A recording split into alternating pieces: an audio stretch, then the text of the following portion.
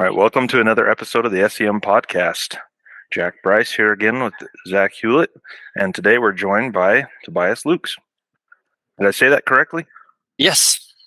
All right. Shorten it out with Toby, and that's easier than Tobias. We'll go with Toby. Awesome. Cool. Where are you calling from today, Toby? I'm calling from Düsseldorf, which has been my homeward for over 18 years now. Wow. And I'm not that far away from my very first apartment in this beautiful town. So I didn't get very far, you might say, except for those 2 years in Scotland. Wow, that's awesome. Cool. So you mentioned you've been preparing for 6 months. That's, yeah.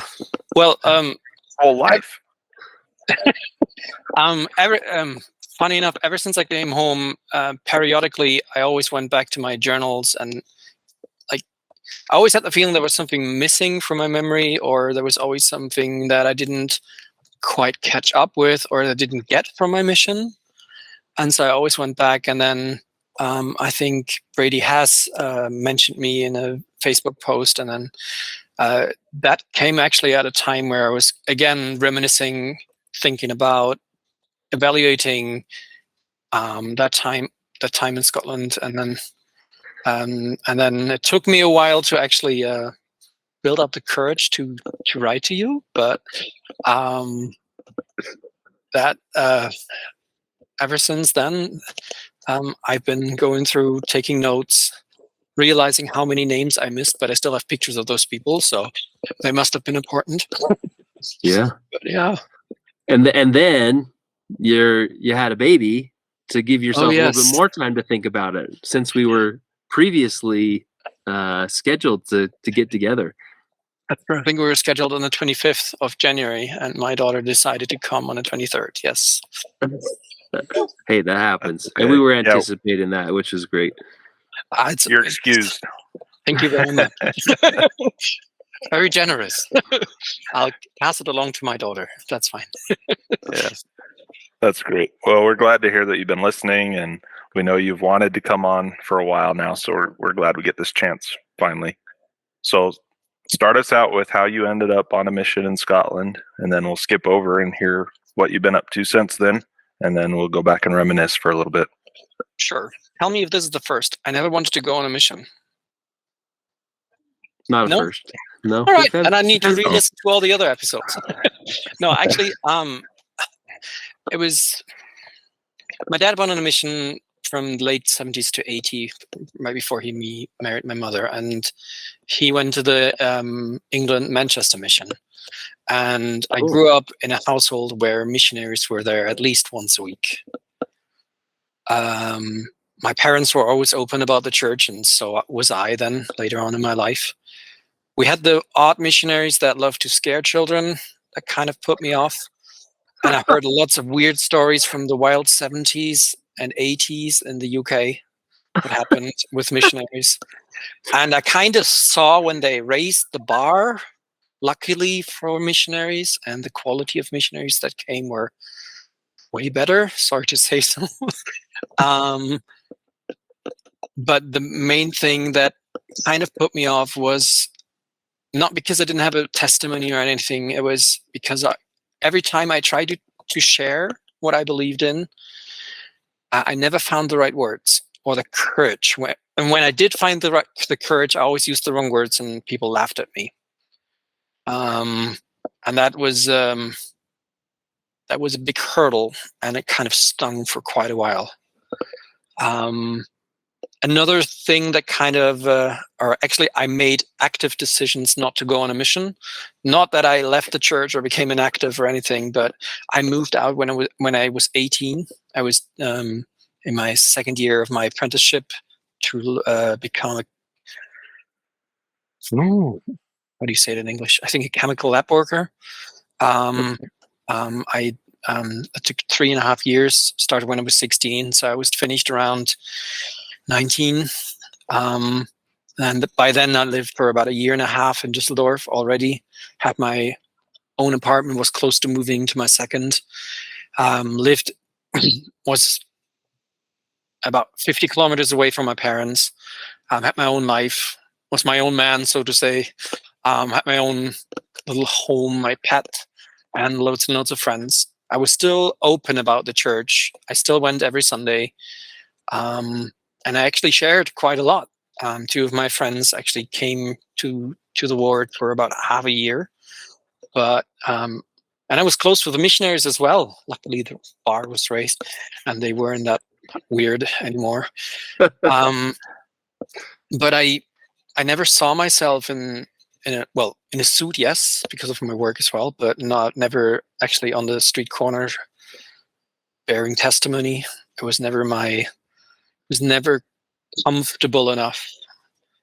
But something happened. I remember the day was weird. It was a Sunday. Must have been somewhere around 2004, 2005. I was asked to participate in a blessing for one of the sisters in our ward. And I said, okay, yeah, I'm worthy. Let's go. Let's do it. And so I went in. I wasn't even the person speaking, but I was overwhelmed by the Spirit. And basically, I couldn't speak for about half an hour. My mind was filled with just one thought, and that was, you need to go on a mission. So I went to my bishop, the very same bishop that I met when I moved into the ward, and he asked me, do you want to go on a mission?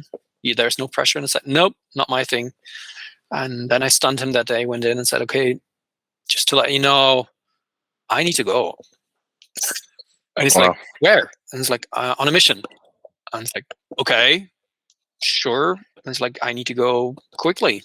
Spirit just told me. And he said, okay, well, I have papers prepared. Here are the things you have to do. It will not go as fast as you want to, but it still took, it must have been 2004 because 2006 I went. So it took me quite a while to get prepared and to convince myself that this was real and not something strange. But I prepared thoroughly. I went out more with the missionaries. One of my friends was preparing to go on his mission as well. He went to South Africa. I think he went about a couple of months before myself. And as I said, it still took me a while. There was still a couple of hurdles to be taken. The whole problem with the reality of undoing what I did in the past 2 years, kind of like building a home, having my own place, quitting my job that would have been a sure thing almost until my retirement. That is something that I had to deal with. But I did. It was hard, to say the least, but I knew it was the right thing to do. And everybody who knows me knows that if I'm quite sure of something, that I don't back down from it, and I'll just do it, because especially if it comes from the Lord, that's the best thing, to be honest. Yeah. So I had to quit my job in I remember when you fill out the application for your mission, there is are there any things that we should know? Anywhere where you want to go or you don't want to go? And because I had friends in the Manchester mission, my brother Oliver, who went about a year before me, he went to the Manchester mission. So he went to my dad's mission. Cool. And I actually visited him the summer before I went on my mission, which was kind of cool. I just said, okay, you can send me anywhere in the world, but please do not send me to the Manchester mission. Right now, my brother is serving there. I've got lots of friends there. And a girl I was interested at the time was also studying there, and said, okay, that would be really awkward. Please don't send me there. Yeah.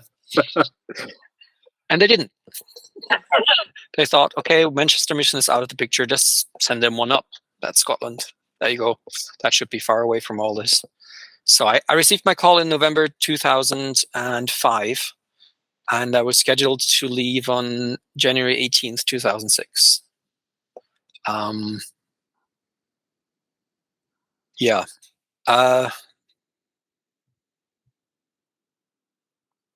Weird days ahead, quitting my job. Luckily, they sent me enough notice that I could get out of my rent agreement without paying a month over. That would have been devastating. I still had enough left to kind of finance me throughout my mission, and I never had to go back to my parents before my mission, except for the night before when they brought me over to the airport. So that might sound weird, but since I was my own man, it was kind of important to me. I'm like, there's no weird. There's nothing weird between my parents. I love them. They're great. But it was, I always wanted to prove myself that I could do it alone. That was my whole thing. So that's a little explanation. So I went January 18th. My dad brought me to the airport before he went to work, because he works in Düsseldorf, and the airport is about 10, 15 minutes away from his work. So we went there. I said goodbye. Flew into Manchester, which was weird because I've been a couple of times before. This time there was a missionary picking me up. I think my dad gave me his badge. I wasn't sure if that was okay, but he thought, well, then you have a badge and they know you're a missionary. And I said, okay. And then I went into the MTC, and the whole thing started. Now, what happened when I came back? Yeah, what have you been up to since January of 2008? Is that about when you got home? Yeah, when I came back, I think it was the 8 in the morning. I think I arrived at 6 in the morning in Düsseldorf. So my dad picked me up. I know it must have been 8 or 9, because I think they brought me to the airport around 4 from Edinburgh. For some reason, I got the really, really early plane. So I came home. I didn't have my release interview was in the evening. So the whole day, my dad basically said, well, cannot really leave you alone, but how about this? This is your old computer. This is here's everything new. Just set yourself up. He put me into his old office space, which was just a middle room with a mattress on the floor until I was set up. And then he left me there. He went shopping with me sometime after. And then I had the interview in the evening. And the very next day, the first thing I did, once I could put away the badge, I put on jeans and a t-shirt and went to my bank to see where my life was at, which was awkward because it was January, and I was out in jeans and t-shirt, and everybody else was out in thick jackets and wool hats and scarves, and I was like, what are you doing? It's above freezing. What's going on? So I thought that only happened to us from the desert, but that's good to know that Scotland is unnaturally cold and damp. Right? I loved it. I'm not good with heat. I really am not. But Scotland was in the sweet spot concerning not too hot, but not too cold either. Yeah. So that was awesome. So I came back. Had a very difficult start to get back into my life, to be honest. I had a mandatory service that I had to do, which was kind of like missionary service project for about a year, where I went shopping with elderly people, visited them in the homes, talked to them, which is okay. I mean, it was good. I was paid well. The hours weren't that bad, but 2008 was a financially difficult year. So I was told, for many industry areas, especially chemistry. And so while I was coming towards the end of that time where I could do the service, I couldn't get back into what I actually trained for. And that took me, I had, through some connections and friends, I was able to find other smaller jobs, like cleaning staircases for about a couple of hours in the morning, and then or I worked in a kitchen at my dad's my dad worked for the government, and they had a big cafeteria, and so I worked there for about 3 months in the kitchen, did everything that I could just to realize that I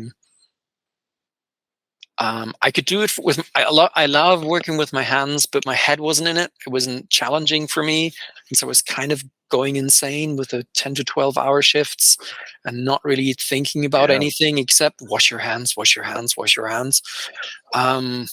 Oh man. Goodness. And just receiving, with every application I sent, I just spiraled down to a very dark place. And I remember that was a very difficult, but also joyous time, because I met my wife in that time. My wife, Regina, she joined the church while I was on a mission. And so we got together, I think we got together in March of 2009, and we married in September 2009. And she was there, interesting enough, through the rough parts, but she also kind of helped me in that time to not lose focus, and to find a little bit of hope, because it was difficult, because those kind of questions come up, like, what did I do wrong? I mean, I served a mission, I did what the Lord asked me to do, and now nobody wants me anymore. I'm not worth anything on the job market or anything. But in that time, through, I wouldn't say coincidence, but we met a couple of people online that we played with. And one of them suggested, well, if you do so many applications in a week, have you ever tried to change jobs? There's a job program in Germany. Once you've learned a job, you can then in a shorter amount of time learn another job. And so I looked into this, and luckily enough, I got into the program, and then I retrained to become an HR clerk. And I chose this because after so many applications, I finally wanted to be on the other side. All the interviews I did, I wanted to be on the other side, and I wanted to make the decision and see. And that's where I ended up on. I mean, 2012, I finished that training. December 2012, I started at the Düsseldorf airport for the duty-free shops there, and I worked there till, what was it, 2018. Then the year before my first son was born, I think it was the day when we're kind of over the hump where you're allowed to tell everyone that your wife is pregnant. I remember getting into work and everybody was awkward, and then I was let go on that very day. Man. But I found a job. I had a couple of months off because of the garden leave that I was given, and I found another job with a company called Nordson, which is I think they're I should know what they're doing. I've been there for 4 years, but they're a machine building company, and they do nozzles and other things for in many different other industries. And I've been there, and now I'm doing timekeeping and payroll for German companies in the very same mother company that I'm in, which is cool. That's great. Yeah, it's pays the bills well. They're very family friendly, and the year after COVID came, so my son was born in 2019. My son Jacob, and in 2020, February 2020, I was one of the first people in my company that was sent into home office, because I got into supposedly contact with some people here in Germany that were, anyway, I was home until January this year in home office full time. So I was there for every big thing with my son. Which was awesome. Yeah, that's great. So it was a huge blessing, and it's also for me pretty cool to work there, because it's no problem. They're very family friendly. So if something happens with my son, I can just tell them, okay, something has to come up, and they're like, okay, just work the time later or something, and they're good with it, which is a very comfortable and great position to be in, to be valued that way. Yeah. So what else happened after my mission? That was family side. I've been a good missionary after my mission, just to let you know. I haven't stopped doing what I'm doing, sharing. One of my friends, and I will tell a little bit about her, that I knew before my mission. I met her when she was 15, and she was there on the day before when I went on my mission. And she once told me that I said something like, just to let you know, I'm going away not because I have to, but because I know this is the right thing to do, and I know this is true. And that started something within her that while I was gone, she met on the internet is full of weird people, I know, but she met with some members somewhere in Colorado, and she went to visit them a couple of times.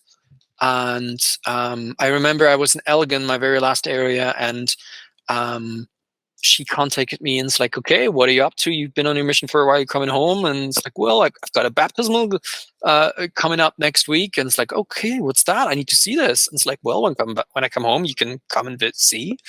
And I came home, and she came to church 2 or 3 times. She was taught by the missionaries, and she was baptized, and she's still active, which is really awesome. Like, wow, that's cool. We're still in the same ward. Cool. We're close friends, and it's pretty cool. And a couple of months later, another friend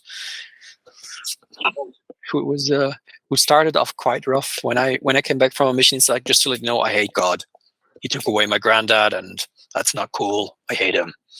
And it's like, okay, yeah, sure, I'm not. That's all right. If that's the way you feel, I'm sorry about this, but okay, cool. And then he saw the change in my friend Lisa, and he's like, okay, what's this? What is this all about? And so he went to church. He came. He actually got baptized, I think 6 months after Lisa or so. He didn't make it. He never came. I think he was active for about 3 months, and then he lost his job and fell into a hole and moved away and never came back. But yeah, never say never. No, I never do. I think I met him about half a year again with a mutual friend of ours. He has a daughter now.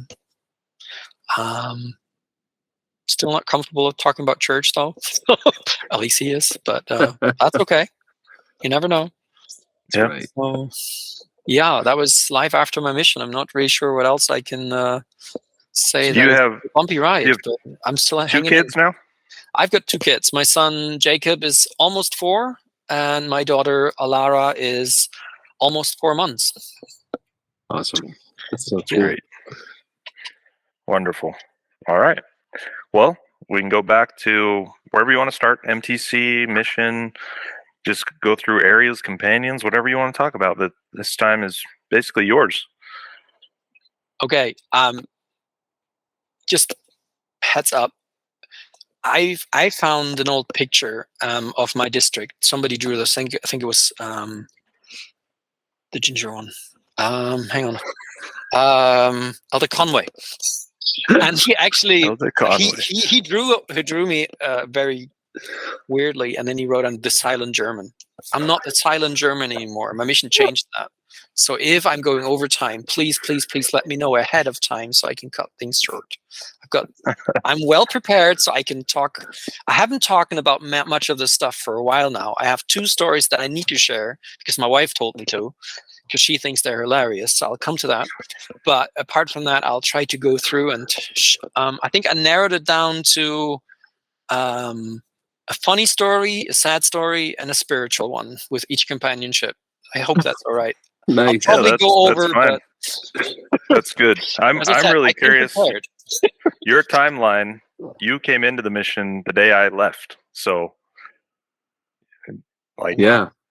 you came into the MTC in January, but then you would have come in to the mission 1st of February, like February 3rd, 4th, and that's when I flew home. So, I'm looking forward to this.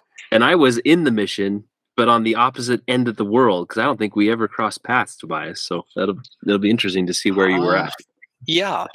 Well, that's not completely true. When you served with Brand, he actually called me up but I'll come to that later. He called me up and he talked to me for a while, even though he was in Aberdeen at that time.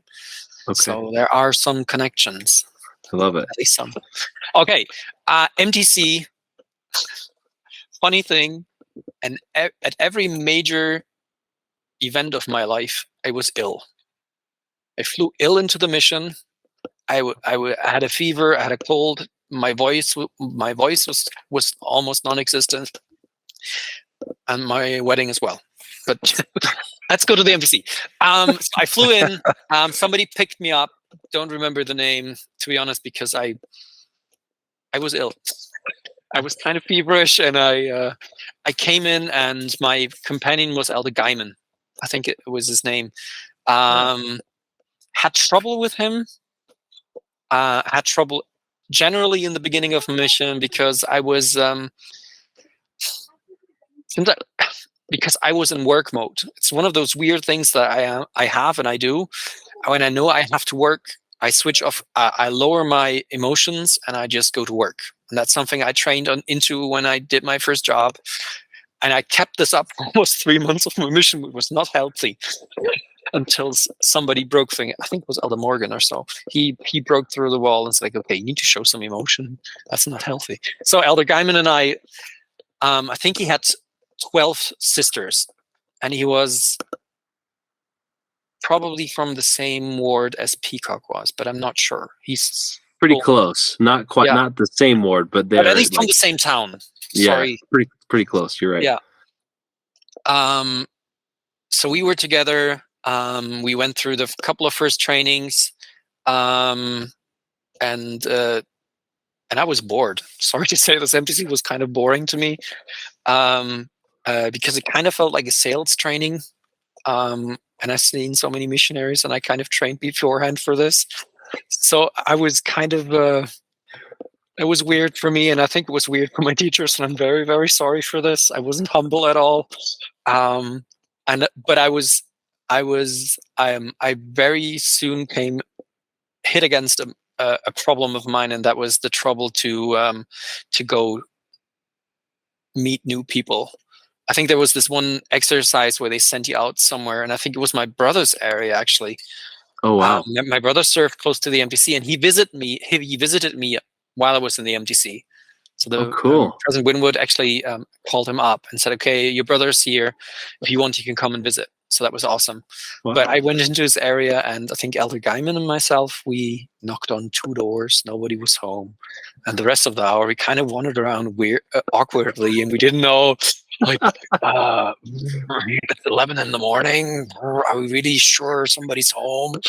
Nobody's at the street. It was really, yeah. That's great. I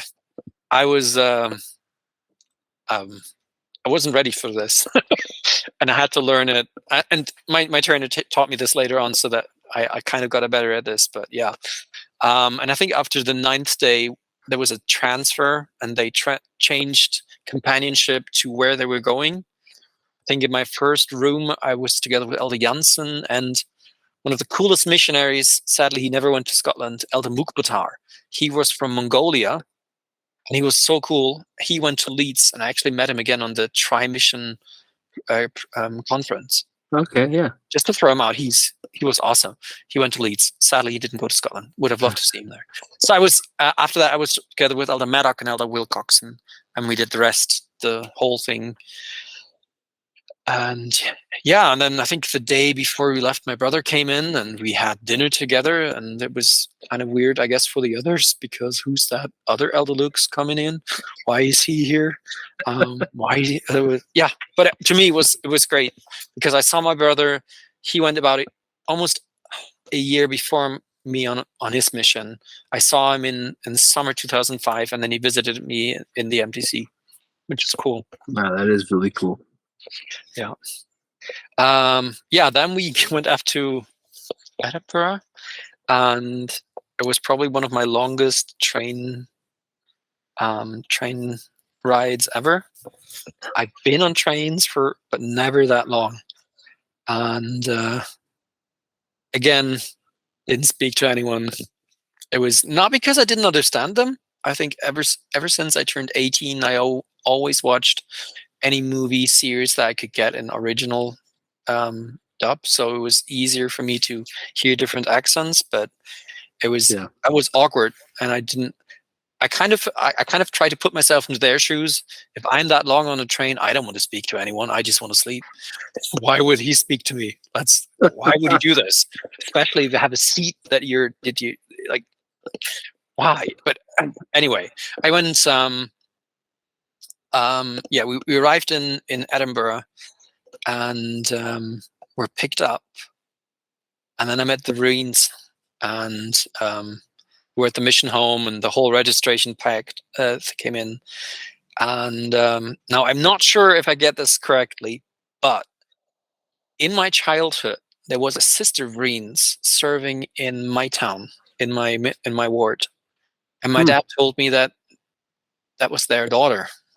Oh wow! I couldn't remember that sister, but my dad told me, he's like, if you see them, say this. And it's like, okay.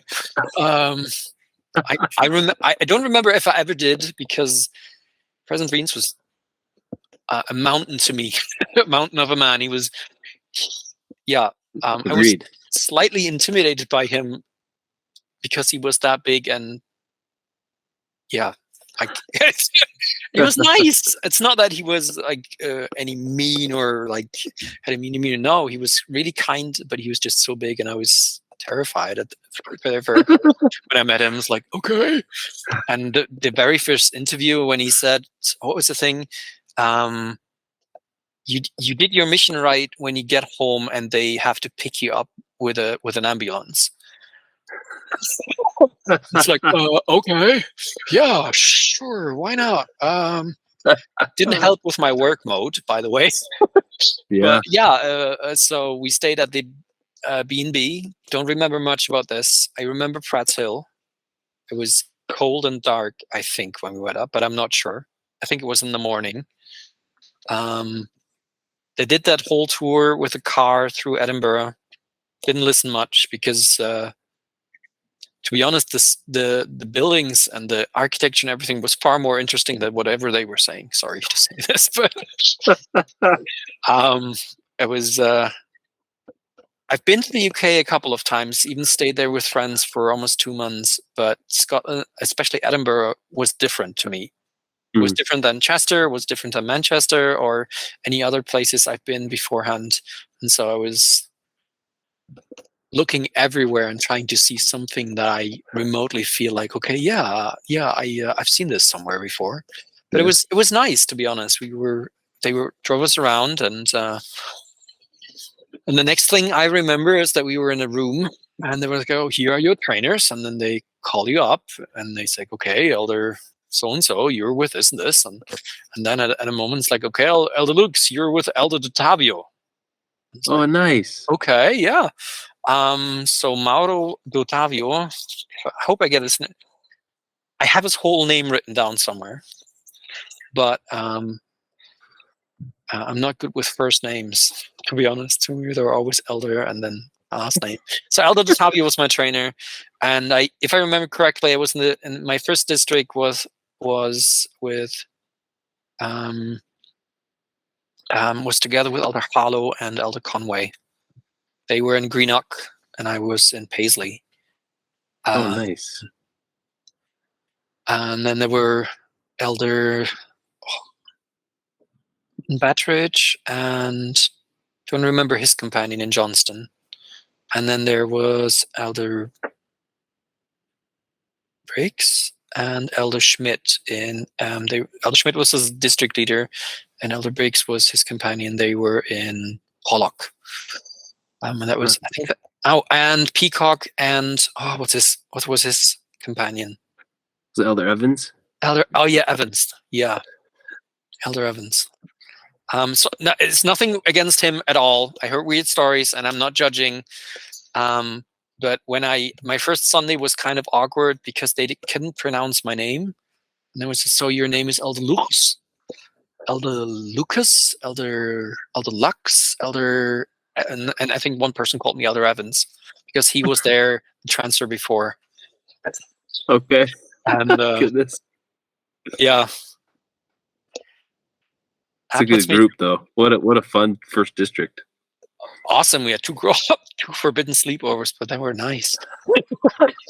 And we went on fun exchanges. I can tell you that. First thing first, language. One of my only regrets from my mission was that I never did any language study.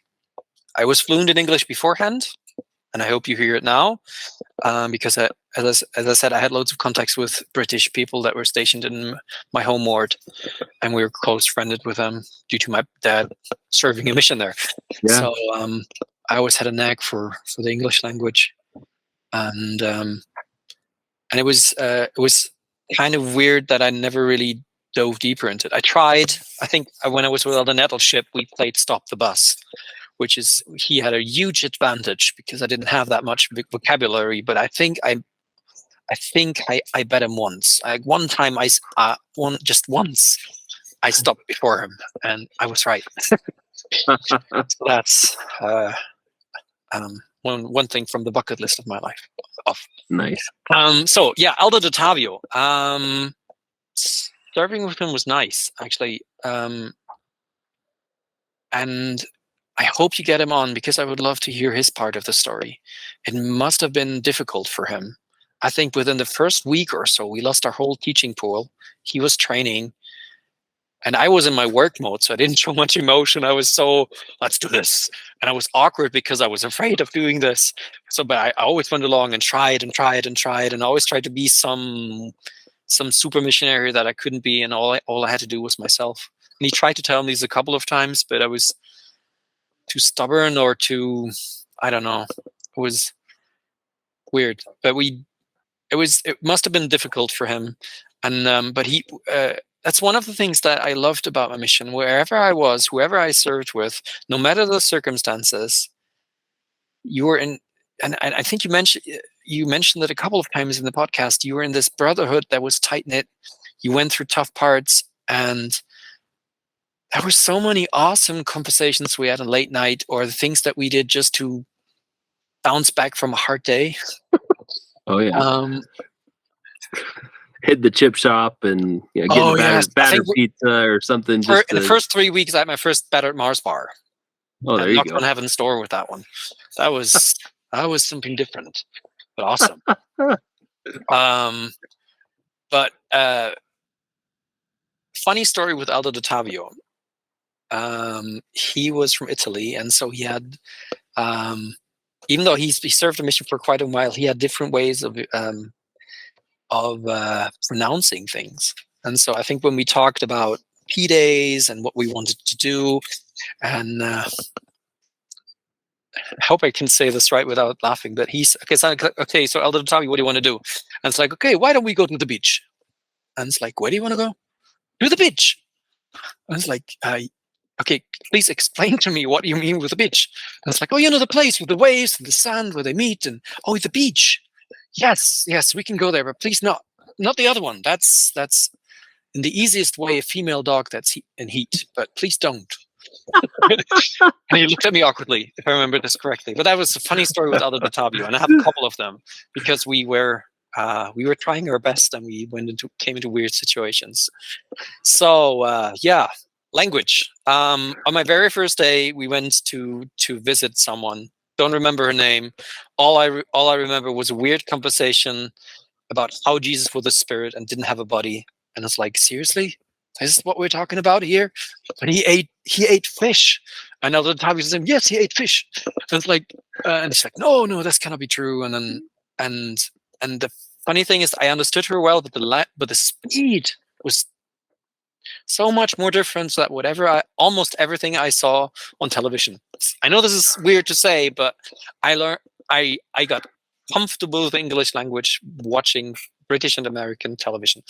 Yeah, understood. That makes sense. And they were so fast. And like Paisley was probably the easiest town to get into the Scottish language itself, because there was not that much new words that I had to learn. Like, they were south of Glasgow, so there wasn't the whole Kirk thing, Kirk is through. There wasn't that much there. They were nice, and they didn't speak as fast as it was in Dundee, and they didn't have the weird things from up in Aberdeen or anything. So that was very well to understand, but it was fast. And at least at that time, it was fast for me. Agreed. Yeah.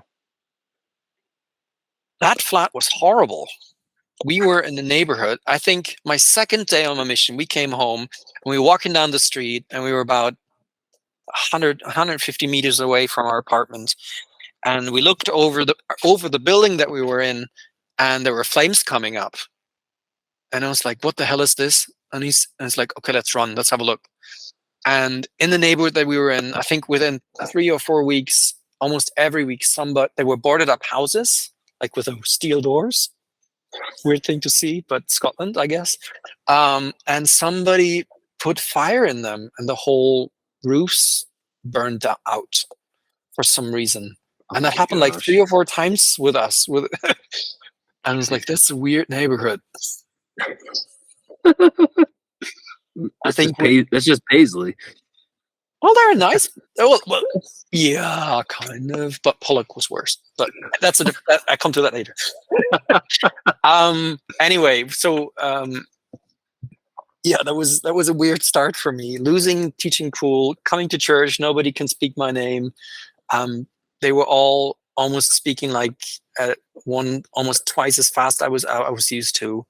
But there was a great award mission leader. I only know his first name. His name was Craig, and to me, he was awesome because he felt like the king of nerds.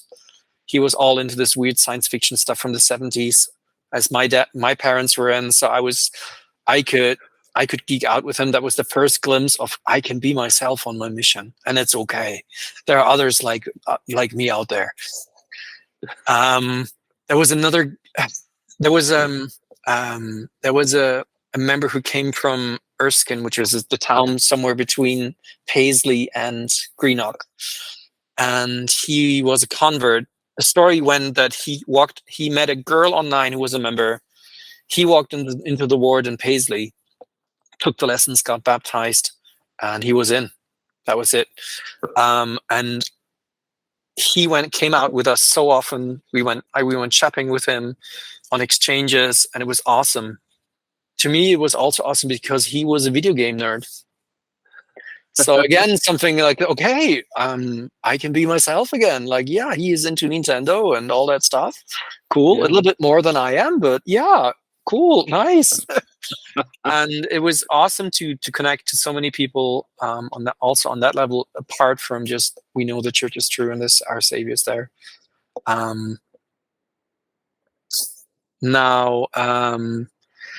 My biggest highlight from Paisley probably would be Sarah and David Burns. You heard, I think Elder Chambers talked a little bit about them. David used to be less active, and Sarah was a very devout Catholic, kind of made up her own thing. And I kind of think it was our mistake for this. Because I think my first night when we went and visited them, and we taught very deeply the plan of salvation from Doctrine and Covenants and Full of Great Price, because Elder Tobias said, yeah, she's into this and she wants to know. She wants to know what her husband believes. And she took everything. For the 3 months we went there almost weekly. Well, at least once a week. We talked. And he became more and more active. And I think when I left, he was fully active and in the young men's leadership. And she came to church almost every Sunday. We even got her to pray our way, which is kind of weird, but she loved it. But she always had this. She always said that she couldn't join the church because she made promises in her church, and she felt like she was betraying God if she left, which was kind of sad because she basically believed everything we taught her, and she knew it was true. And it was so wonderful to be with them, and it was great. And I kept in contact with them throughout my mission and a little bit afterward.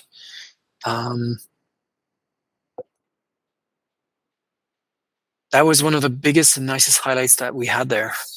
All those times going there. I think it was somewhere in March, around my birthday. I think there was this huge snowstorm in Scotland, at least in the southern part. And I remember we tried to get to church, didn't work very well. So we went to the ward mission leader. He took us in his Nissan Micra, so into the ward. Everything was snowed in, nobody was there, and so he went to his father-in-law, who was the eldest quorum president, and we stayed there. And we thought, okay, it's not like we can go anywhere today because no buses, no taxis, nothing is coming. And then we got a call There are a couple of members at church. We need you, elders. Please come. And so we ran for like 15 minutes through the snow to the ward building, and there were like 8 people waiting there. So we had a small testimony meeting with Sacrament, and the Burns were there, by the way, both of them, which was awesome. Wow.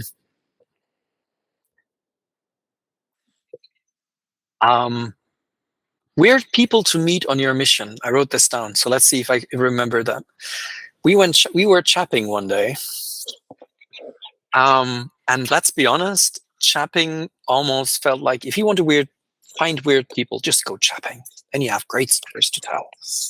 And so we knocked on a couple of doors. Nobody was home, and there was this guy. I think it was in a roundabout situation, cul-de-sac, and there was one person, top floor, somewhere in a building, looking for us, looking out of the window, and he's like, "This is creepy. How about we go to this building last?" Yeah. So we went around. Nobody opened the door until we got to that house. He buzzed us in. He came up.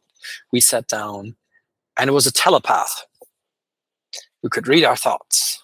That's what we thought. But he was a Jehovah's Witness. Actually, he believed them, but he couldn't join them because they didn't believe in telepaths. Oh. We left very quickly. It was awkward. Wow. Yeah. Another awkward and weird situation for me was we went through the member record, and we tried to visit every member that was on that record, as you do when you try to find somebody and try to get a foot in the door somewhere. And there was a note on one of the lists, like, area books can be so horrible if they're not kept well, and so like I would say almost like 5 word lists that you had to go through from like years before. And we picked one name. We went there because he was close to the town center, and on one of the lists it says "Do not visit!" ! We ignored it. We shouldn't have. He was a member by record, not in any other way. He was against the church.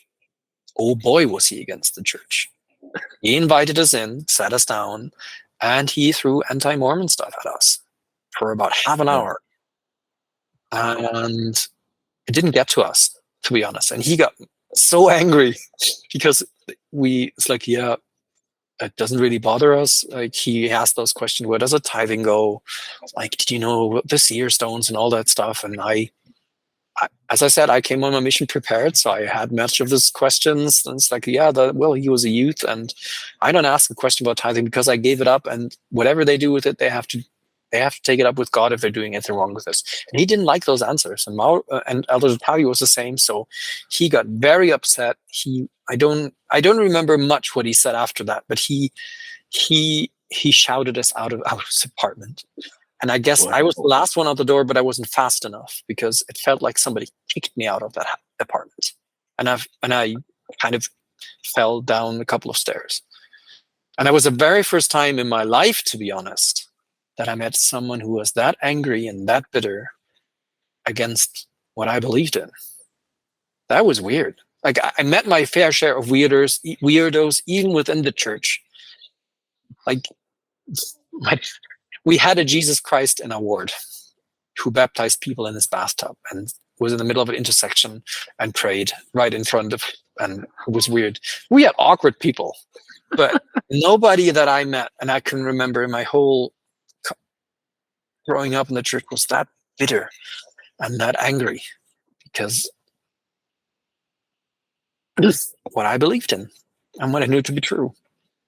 And that kind of, I think that day was done for me about noon, because it took me a while to get over this. And luckily, Elder Toby was very nice and gentle and understanding for this. Those 3 months were, as I said, they were work mode. I have 3 books of journals, and most of the stuff is about how I felt. So I'm not going into this, but here are some of the other things that we did. We had 2 illegal sleepovers. The first, at our first transfer, Didn't know it was illegal. Didn't really care because it was my trainer, and he said, "Oh, that's fine. It's fine. We're there with Elder Schmidt. He's the district leader. We're in Johnston. That's all right." And so we were there. Okay, so we ate Samoans. One of the things that has to be mentioned almost every time I hear of my mission. One of the few things I actually cooked up for my friends at our games night, and they loved it, even though they were sick because it was too much in their stomach. And then they had another weird game which was called the Chair of Love, but I kind of loved it, where you where one of the people is in the middle and everybody goes around and has to tell something nice about you until we're all kind of happy and love one another. That was awesome for a sleepover. And then there was Moroni's challenge, and I still have a picture of Brandt having this huge beer mug stuck to his stomach and he couldn't get it off. Yeah. That was interesting. One other memory that I have was my first zone conference. I was awkward. I knew nobody there. Aldo Tavi and I, we came in, and I don't know which missionary he went up to, and he hugged him. And he looked at me. It's like, okay, mingle. There, you're. And it's like, okay, I guess we're a hugging community now. And I just went to someone and hugged them, and they're like, okay, who are you? It's like, okay, maybe I'm not doing this again, but that was my very first impression of the zone conference. Yeah. I think in my second transfer with Elder Dataviu, we went on a greenie exchange. What does that mean when I say this? Chris Harlow came over to Paisley, and Mauro went over to Greenock, because there was a friend of the missionaries who kind of could get them Pakistani kilts, knockoff kilts for quite cheap. And so Mauro and Elder Conway got some kilts while the greenies were in the pouring cold rain, and we knocked for about a day. And it was quite miserable, but we kind of pushed through because it was we supposed it was the right thing to do. Chris never mentioned this, but it was one of the memories that kind of was burned into my memory. And it was pouring down, it was freezing rain, and our fingers were red, and we pushed through it for about an hour until we said, okay, there's nothing happening here. How about we move on? Should we really? Yeah, I think it's okay. Oh yeah, let's go. Yeah. What else do I have? All right, in my second move, another German came into the zone, Elder Magner. And I had the wonderful opportunity to be on an exchange with him. And boy, was he a powerhouse. We knocked doors for all day long.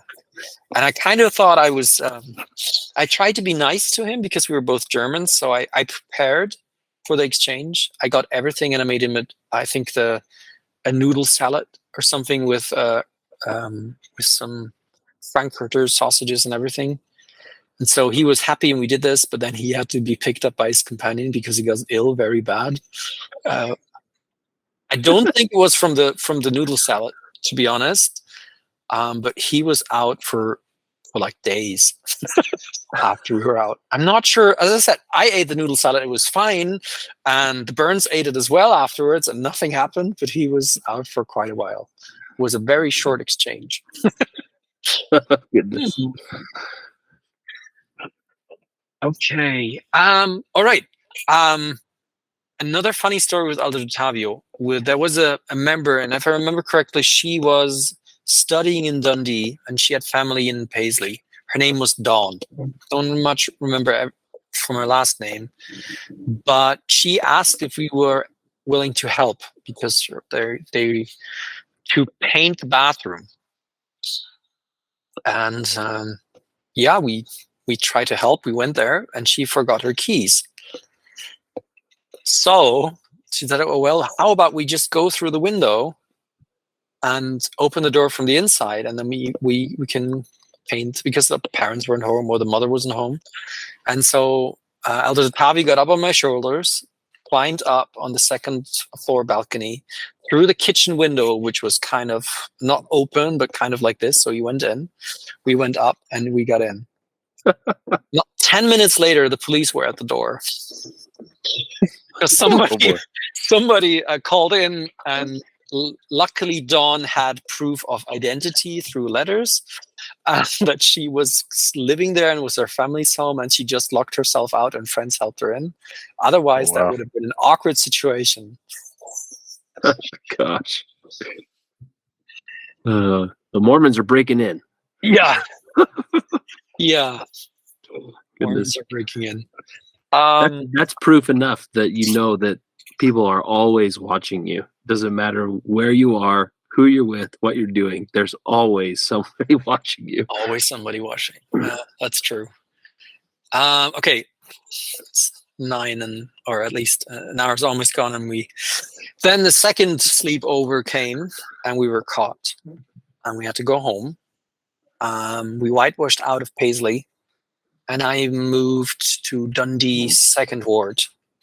We were in a rented house. I think it was rented from one of the members there, right next to the chapel, which was nice. And I was serving for 3 months together with Jonathan Morgan.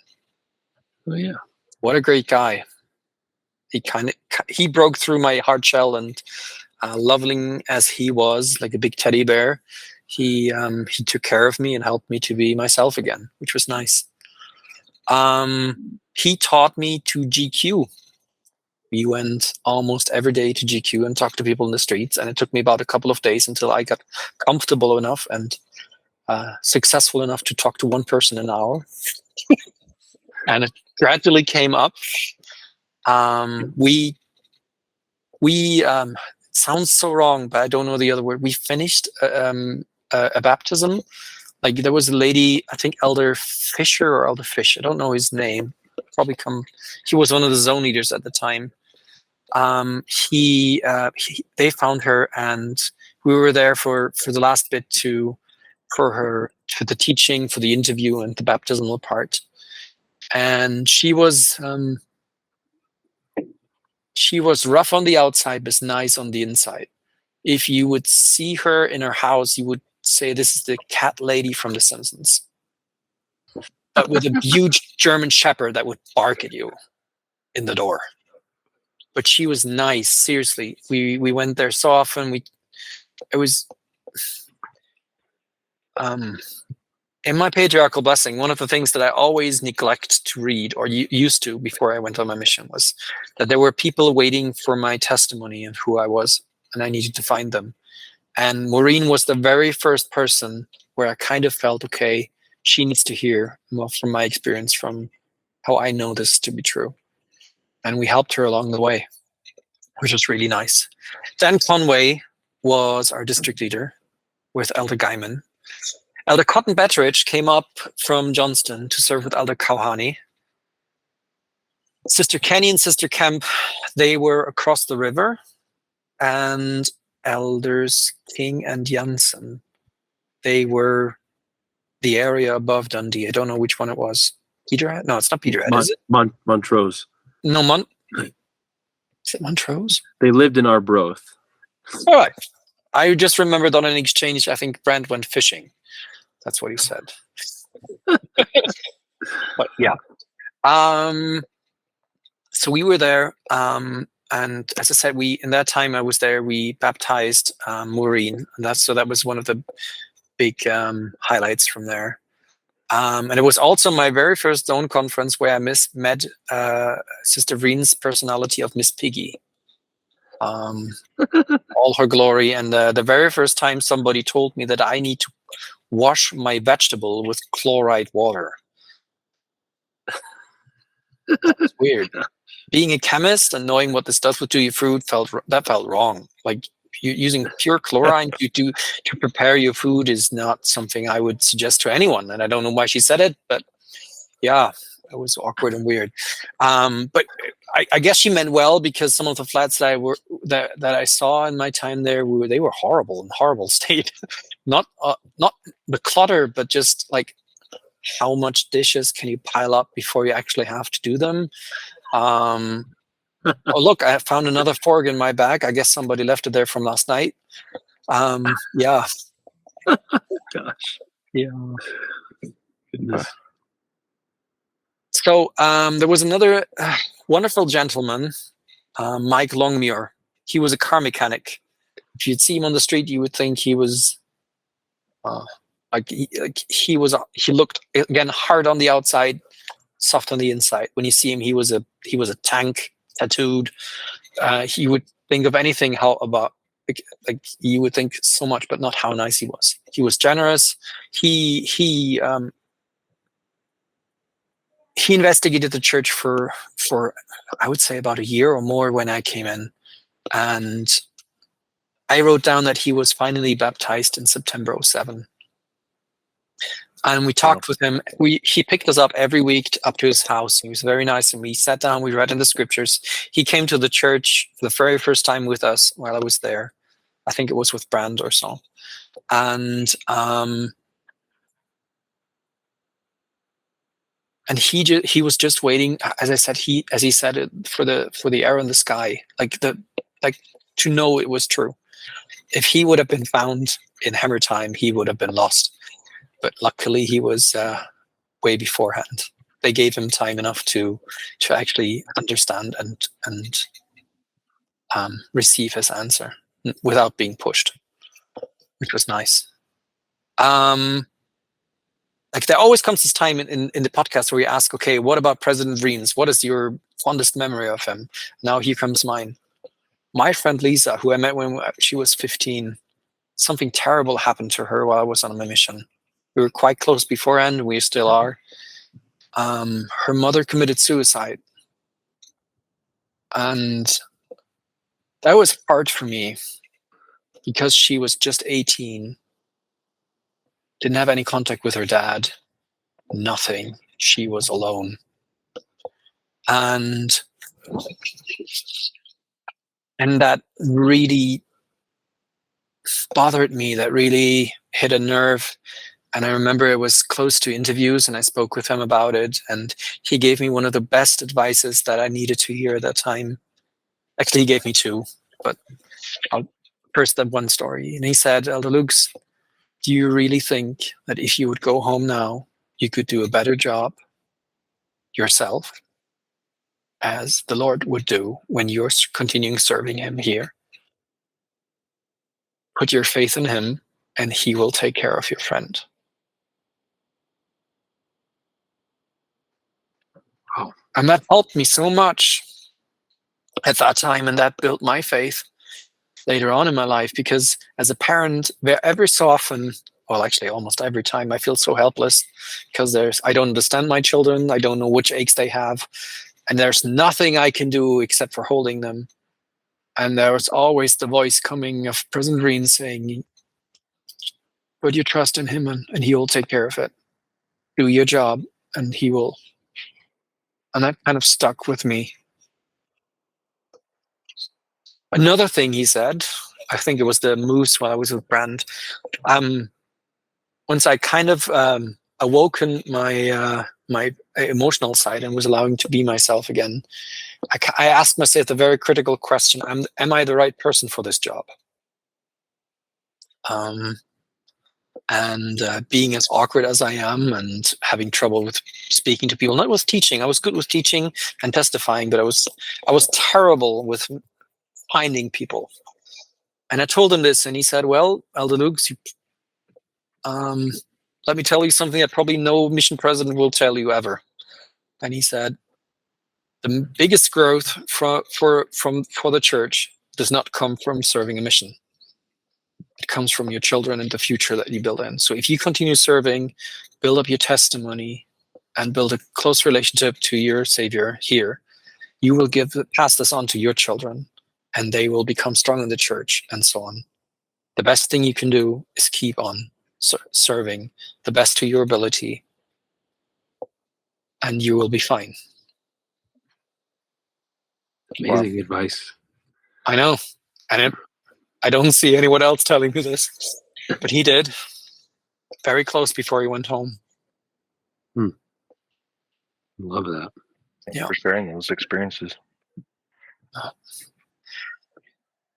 Now, around that time I was in Dundee, there was this weird thing called the Soccer World Championship.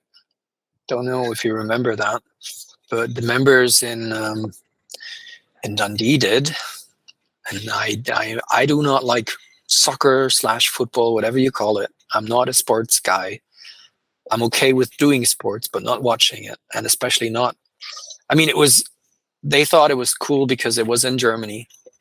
And so they invited us over and they made us this huge dinner appointment, and they said, you cannot leave until everything is finished. Oh, and just to let you know, we don't know where the remote is, so we're going to watch the opening game. So we had to sit through, and they thought they probably did me something nice, but they wasn't. And they piled up food. And to be honest, I think twice while I was in Dundee, they gave me so much food that while trying to walk it off, I puked into a bush. Once with Brandon, and I think once with Elder Morgan. Because they try to... generosity can be overdone. So yeah, the whole soccer world championship took place. And most of the people in my district loved it. I didn't. Not because it was just not my thing, but people thought it was. So it's still nice that I thought of me, but not my thing. What else? Oh yeah, there was a general authority coming into the mission, an Elder Baxter, around that time, and he gave out old referrals, old people that while he was serving, that we should go and visit up, and so we did that.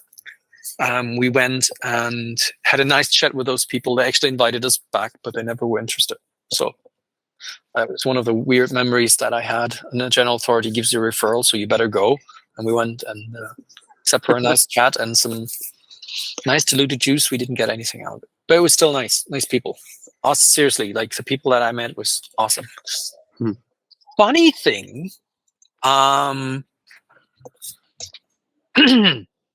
Elder Morgan and we did a wonderful thing called a companionship unifier, like something that you do for one another. And I think one of you actually spoke about this and actually tried to show it. I haven't watched the episode, but Elder Morgan and I were both into miniature painting and stuff. And so what we did, we actually painted a miniature of the other, one of the Space Marines, and I was Chaos Space Marine or something. And Elder Nettleship loved it. He loved it. He took so many pictures because let me see if I can find this, but it was really, really cool. If that's okay, I can share it. But just to that's another aspect that I loved of the mission, like the things that you do to commemorate the brotherhood that you have, and to share what you had. That was awesome. Like the things that we went through just to remember this. No, I don't think I have it anymore, sadly. I still have the hard picture, but not the digital version, sadly. Sorry. Send it to me and I'll share it. All right, I will. No problem. Send it via WhatsApp or so. Yeah. So that was one of the awesome things that Elder Morgan and I did. We had also great late night talks, and we tried to make the best out of things. And he for the very first time, I remember we were out chapping, as we do on a Sunday afternoon, after a very big dinner appointment. And we were walking down the streets to the very first houses, and I had this weird, it's not weird for us, but the spirits gave me the feeling like you're not supposed to be here. There's somebody else who needs you right now. And it felt weird to me because I never really spoken out loud, but I did. And Elder Morgan said, okay, what do you need? Where do you want to go? And it's like, I don't know, just give me the mobile and have a look. I looked it up, and then there was Maureen, the person that was baptized. She wasn't at church. And so I could, let's phone her. Maybe it's something wrong. And her cat died about half an hour ago. She was devastated and in tears. And the spirit told us that she needed us. And so we went, one of the very first, I would say, of many spiritual experiences where I kind of felt like we need to go and do and be there for people. And the things that stuck with me ever since. Awesome.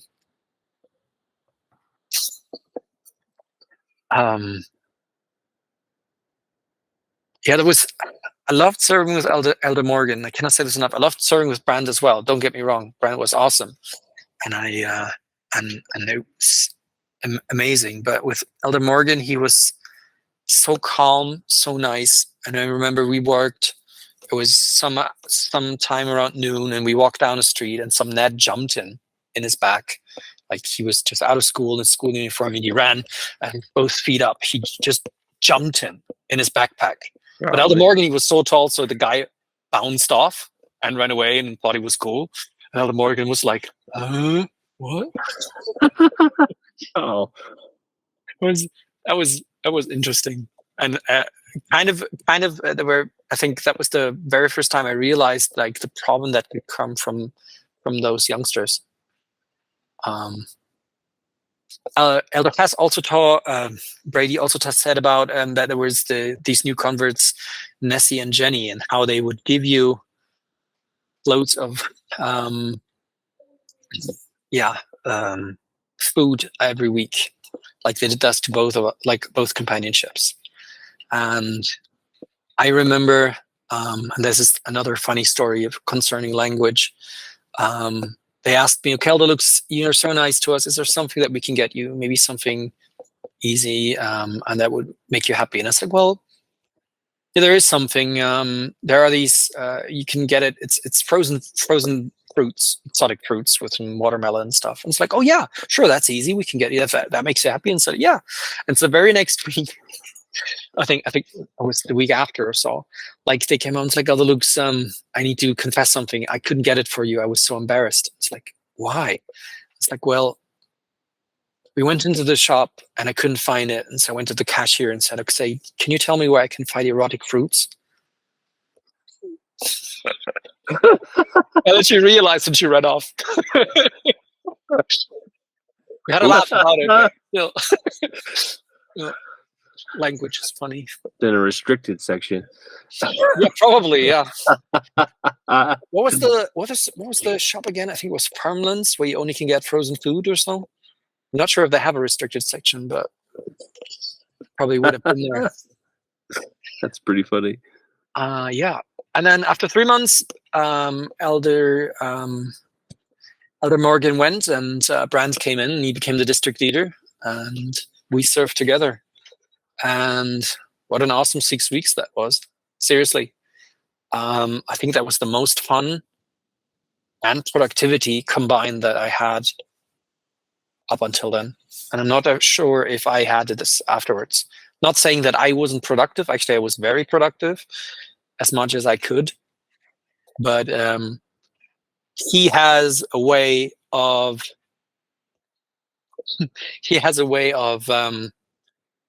getting through to you in a very cool way. I think Elder Chambers said this when Elder Peacock said, well, that was kind of crap. And he had this kind of way, and it was awesome for me because I loved his stories. He always had awesome stories to tell. And he just told them as they were, unfiltered, true. And either you loved it or you didn't. But that was him. And we had an awesome 6 weeks. Here, I'm not sure if my camera can get this, but do you remember T-books? Oh, yeah. I love them. I have 2 of them because my trainer didn't give mine back for like 9 months before I surfed with him around him again. This was Brand's bus ticket. Yes. He took that picture and like, here's the explanation that he gave. And I love this. It's like, he said, if anybody asks, that was from the time I had cancer. What? Jeez. But that's one of the funny memories, that the very first bus pass. And actually, that's why he gave it to me. But I love this. I love this so much. I hope he hears this and he can get a laugh out of this. And that brings me to the very first story that my wife told me I needed to say. When I was at Elder Morgan, I found Lidl in this supermarket discounter. That's a German thing, but it was in Scotland. So I found it, went in, and they had these weekly offers, and they had a hair clipper. And I thought, oh, cool, hair clippers. Now I don't need to go to the barber anymore. So I bought it, never used it. But Brand came in, he tried them just to find out they were dull as anything. He set himself up to give himself a haircut. He had mirrors everywhere. And so he was upstairs in the very small house that we had. I was downstairs reading or writing journal or whatnot. And I heard crop, flip, up, flip, up. And so I thought, okay, what's going on up there? So I went up, and there he was, surrounded by mirrors, trying to cut his hair. But rather than cutting, they were pulling his hair out. And he was cursing as much as a missionary is allowed to. Very frustrated. But he had to finish it because otherwise it would have looked horrible. Yeah. And the most funny part is I don't remember taking those clippers with me. Oh, so no. my wife said, how horrible is this? You probably left it there. And some missionaries thought it was a flat find. And then he had those clippers of hell. Not sure if this is true. I guess Bram threw it away because I can't remember everything. And it was fine. It was only like 20 quid or something. But still, a funny memory. That is good. Yeah. Oh, here's another awkward thing that happened to us. We met a single mom. Again, don't know her name. Didn't come much out of it. She was very nice. She came us in, and we found her during one of our blitzes. If you don't know what this is, since we had no teaching pool with Elder Morgan, we blitzed the area, or our district blitzed the area. So everybody came in. We had everything prepared because we had that much food. I cooked for them. And then they went out for a day, and they found us new investigators, which was nice. And so we met her there, and I think it was the second time we went there. And so we tried, because she had 3 kids who were all over the place. So we thought, okay, how about we watch something easy like Finding Faith in Christ? She didn't have a DVD player, so we kind of dug into the depth of our apartment finds, and we found a VHS copy of Finding Faith in Christ. Now, what we thought it was Finding Faith in Christ. When we put it in, it was something completely different. It was the very first scary movie. Oh no! What in the world? How did that that end up in appointment a stopped flat? very Goodness. quickly, but somebody must have gave this to someone, and they put the wrong VHS back. But yeah, Maybe. My thought is it was contraband. yeah, it was taped over. So yeah. Oh, probably. really? Wow. Yeah. Yes, Finding Faith in Christ in scary movie. Why not? Goodness. Another cool thing happened to us, and I think that was with Elder Hasenot. We were right after church. We waited for a bus outside of the ward building, and some random car pulled up, and it was a member from I don't know where, and he said, "Look, I'm a member of the church. I served a mission somewhere else in the world, and the members were generous when I served there, and I cannot take you out to dinner or anything, but I just wanted to say thank you for what you're doing." And he gave us each like 10 quid and said, "Go and have yourself a nice meal." And then he drove off, never saw him again. But like the members were so generous, seriously. Like they took us out to Jimmy Chung's, and there were some other things, some other places. One of them actually gave Elder Nettleship a very severe case of food poisoning. He was out for weeks. I'm not sure if he actually told that story, but yeah, he was very, very sick. We visited him in the hospital. Oh my gosh. Yeah. But that was Dundee in a nutshell. There were probably other things that I forgot. There was a couple of members that was really awesome. Like Maureen Doyle was one of them. There were the Keos, and Elder Hess told many wonderful things about them, and I can only say that's absolutely true. And again, I'm sorry, I'm very bad with names, and I wrote probably them down, but 3 journals, even for 6 months, it's a tough read. But I let's just say I loved serving there, and they were really generous and really awesome. And then those were the fun times. And then came my next move. I went to Greenock. Greenock is probably one of the wettest places in Scotland. It's across the river from Glasgow, I think, and on the very west corner of the mainland before you get out to the half islands and stuff. It was a ward. It is not anymore, at least last time I had contact with the members there. It got put back into a branch, and they were quite happy about this. It was a ward with about 18 active members, and about 6 of them were children. I should have written down the name of the bishop. I didn't, and I'm very sorry. He was an awesome guy. So, having served in the bishopric for 4 years, I know how hard it can be. And he tried his hardest to keep the ward together. Both of his counselors became inactive while I was there. It was very tough. His wife was either primary president or Relief Society president. I don't remember. But it was not easy for them. And so we tried our best there. I was there for 4.5. I was there at all for 7.5 months. And the very first 3 moves I was there was Tim Ehat, Chris Hallow's boy. He trained him for 6 weeks, and I took over. I loved Elder Ehat. He had the very same problem that I had when I came out on the mission. He tried to be someone else. And it took me a while to get through to him and until he kind of got that you can be yourself. And then he became even more awesome.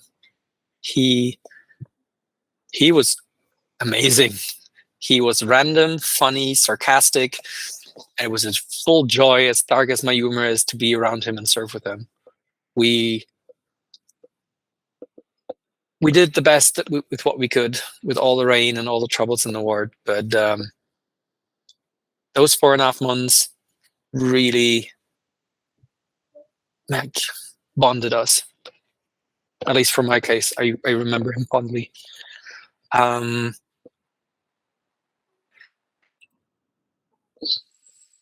What can I say about Greenock? Every Saturday, there was a tradition that the missionaries would play badminton. And we went there for the whole 7.5 months. Every Saturday, the chapel was open, and then the cultural hall, you would play badminton. And there was a member who, I think he was in a disciplinary action involved or something, and he was excommunicated while I was there. But he tried to get back, so he repentance was there. I'm not sure if his name was McIntyre or Cunningham. I'm not sure. But he came and he mopped the floor with us every damn Saturday. Sorry, it was horrible. One elderly gentleman against 2 young missionaries, and he mopped the floor with us. I tried so hard. It was one of my goals. At least one game where I could beat him.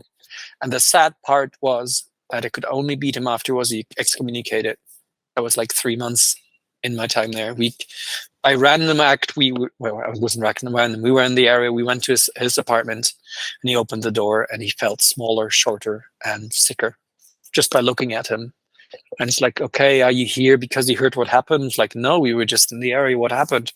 It's like, I'm not a member of the church anymore, but I'll try to get back. And that very Saturday afterwards, I was able to beat him. Sad and funny in a very same way. Last time I heard, he was still trying to get back. But then again, this is like 8 years ago that I had contact with members in the ward. I hope he can make it. Repentance is real. It works. Sometimes it just takes time. But yeah. But even though I think he had, what's it called? If you're out of the fellowship where you're not allowed to pray or to give a talk or anything, even in that time, he gave us referrals. And if the bishop, he gave us referrals to some of his friends, and we went there and we had discussions, and he was there even though he shouldn't have been. That was really nice. Another cool thing in Greenock was that every Friday morning we would go and visit an elderly German lady. Ingrid Statz was her name. Her dad, I think he was shut down in the Second World War, and he met his wife, who was a nurse, and he never went back home up until like 5 years before I came there. So Wow. his daughter Ingrid was half German, and knew a little bit of German. Her father, who was probably in his 90s by then, owned, was still working, and I met him once, was able to speak German to him. So we went there every Friday to teach. She had a small budgie named Bibo, who was always, Bibo here. Let's go feed the burpees, Bibo. And every time we would pray, he would do something like this, which was weird. But still, she was one of the coolest grandmas I know. Seriously. If I become old, I want to be like her. She played Zelda, the original Zelda, and she was that close in front of the TV and tried to look around the corner. She called up. She had all the games. She had all the books that you need to do 100% and everything, and she was there. Like, how awesome is this? Seriously, cool. Probably not on my mission, but still respect for this. And yeah, I love it. I would love being there. And then I think we met her children as well, but they weren't in the church. But we went there every week because she had a broken back or something, so she could barely move, and she had a problem with her. What's it called? If your blood doesn't clot. So she had that problem as well. So she couldn't come to church very well, but we still went and visited her. Another cool people were the Canes, John and Ann Kane. They lived across the river. So every time we visited them, we had to go there by ferry. And Greenock can be quite moody with the weather. We went there every week for a family home evening, and they fed us, and we were out in Dunoon, as it's called in Gaelic. And they took us I think in the 7.5 months, twice they took us out for day trips out in the countryside on Dunoon and to a small town called, let's see if I can remember this correctly, Turnebroek, I think it was called.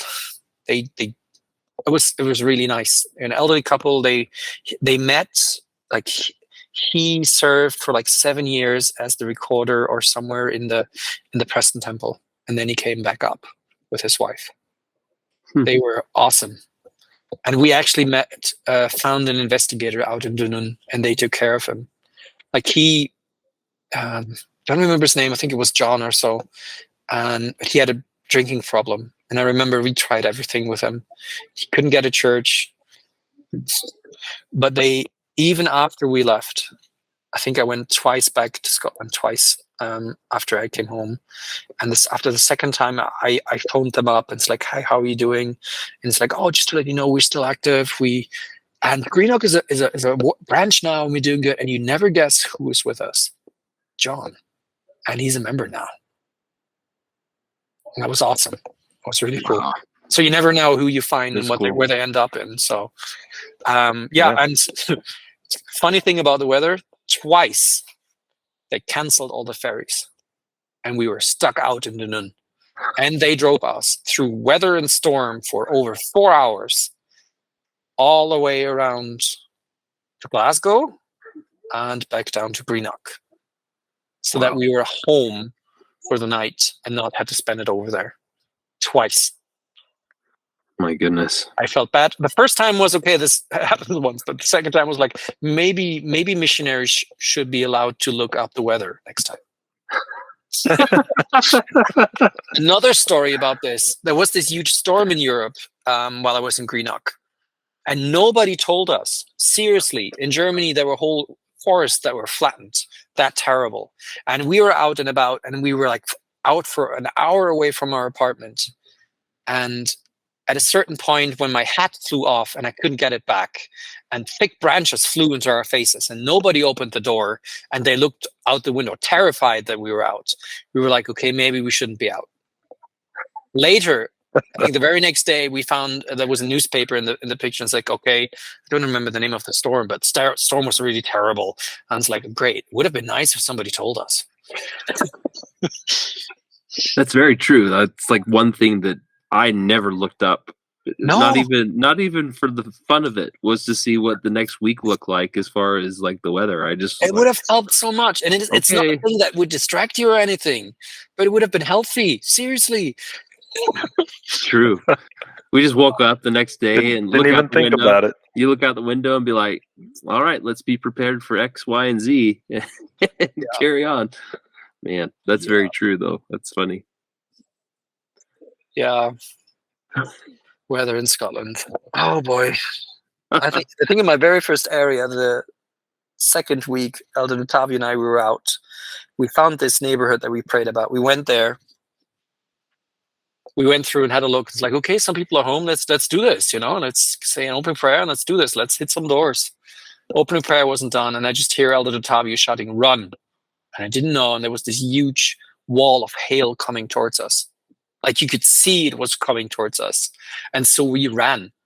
And I lost sight of my companion because the hail came down, hitting hard. I hid behind a fence. A thunderstorm came over it. A lightning struck, I think, a house next to me and the car alarms went off and everything. And within a minute, everything was over. And we were like, okay, maybe we should go. Let's not be here. That's the weather in Scotland for me. And Greenock, boy, it was wet. It was so wet. Like my memory tells me it was okay, but if I read my journal, it's raining again. It's another day of rain, another day of rain, another day of rain. My shoes are still wet, all of them. Another day of rain, another day of rain. And it was interesting to say the least. So, wow. Greenock was probably the hardest time for me on my mission, and it was the very first time I had to learn to. It was the peak of my sleep problem. When I'm stressed out, I don't sleep that well, and it came to the point that I think it was my birthday in 2007, and I hadn't slept for more than an hour a night for like 7 days. And I remember it was somewhere. I think it was a zone conference for some reason on that very same day, and I went to zone conference. I didn't get much of it, but I could have sworn I heard voices everywhere, and I was sleep deprived like crazy. I was together with Elder Tomlinson, and it didn't help that he snored like a chainsaw, but that was really troublesome for me. And that was the time when Brand called me, because he heard that I was in trouble, and he actually called me up and said, "Hey, how are you doing?" And it was really nice that he did. And that was the very first time somebody told me that there's a church psychiatrist or psychologist, I don't know, that is actually just there for the missionaries if they're dealing with anxiety and stress and everything. And I had a couple of really, really good telephone sessions that helped me, but I still had, for the rest of my mission, I had trouble with, if it got too stressful, I didn't sleep. And then the whole day was weird. And then it came to the point where I think President Frederick told me, okay, you need to sleep. That's not healthy. If you feel tired and you feel like you're sleeping, just sleep. And so I did. Sorry for all the companions that had to go through this, but it didn't stop me from working, except for maybe the other nap or so that I had. And I think Elder Nettleship wrote a very long song about this for me. One of the companionship unifiers that we had, like how I didn't sleep and looked very angry all the time and very sleep deprived. But yeah, it all started in Greenock, because I was for the very first time I was a senior companion, and I had to do the planning, and I tried to not work hard but smart as well. So if we decided to go somewhere, I try to, like all the things that later on happened with Hammer Time, where they try to micromanage you and teach you to be effective. That was the time when I did that beforehand, so it wasn't that much of a surprise to me. It's like, yeah, my time is very limited, my resources are limited because I'm barely sleeping. So yeah, if I'm out there, I want to be smart and hard, not just to go from one place to the other and have wasted time. So in my going back to the district, Elder Dottavio was the district leader, so that was really nice. I met him just before he went home, Yeah. And it was nice serving with him. And Elder Nettleship told many of the stories that we had, and Elder King was there with us. And as I said, it was a very sleep-deprived time, and my journals don't give me much information about this. But there are a couple of things that it was really nice. Every move that we had, we found somebody who was a progressing investigator. Every move. None of them made it. Every time something happened and they didn't progress. So they jumped off or something. It was really weird being there for like 7.5 months, and every 6 weeks you found somebody. It's like, yeah, he's close, he's good. And then they jump off. It was weird. I kind of got the feeling that afterwards, okay, the ward wasn't ready. The ward was not ready. And so the Lord saved them for another time. And it was okay. I learned to live with it. And as I said, I love the bishop. He tried to do his very best. And I received my very first hug from a bishop from him, because weird times were about to start while I was in Greenock. Elder McConkey and Elder Martin were zone leaders in Irvine. And boy, did they weird stuff. Sorry to say this. I'm quite relaxed about many things, and I learned to be obedient, and in a way where I'd say, okay, if they ask me to do some weird stuff, if my own inner compass doesn't tell me that this is wrong, I'll do it, because if it isn't, it's upon their heads, so I'll just do it. It's better to be obedient than to be too questionable. So one time we had it was Monday or so, and they called us up. It's like, Elder Luchs, you need to come here right now, this evening, right now. You need to come. It's like, I have an appointment with a partner of family. Is there another time? It's like, no, you need to come tonight. Get the next train, cancel all your appointments. You need to be here. And it's like, sure, yeah, okay. So I canceled the appointment. We drove from Greenock to Paisley, from Paisley to Irvine. They picked us up. I think Elder Briggs and someone was there as well, and they drove us to the church building, and they showed us the institute movie. What's it called? The Science Camp. And for some reason, like, they thought this was get us, like, they wanted to communicate something with us. So we watched this clip for about an hour or so, and then afterwards, like, so are you in? It's like, and with that question, I was like, are we trying to take over the mission? What's going on? What do you want from us? And they're like, no, are you in or not? Are you in science camp or not? It's like, what do you think I'm doing? What do you think I'm doing out there? Do you think I'm just singing in the rain, or like? And they didn't get it. They thought it was something cool that they did. And to be honest, that was something that Elder Martin and Elder McConkey did quite often. And I think what's the end of my mission, where their assistants, they just called up one morning and it's like, do 10 push-ups for me, and they called me back.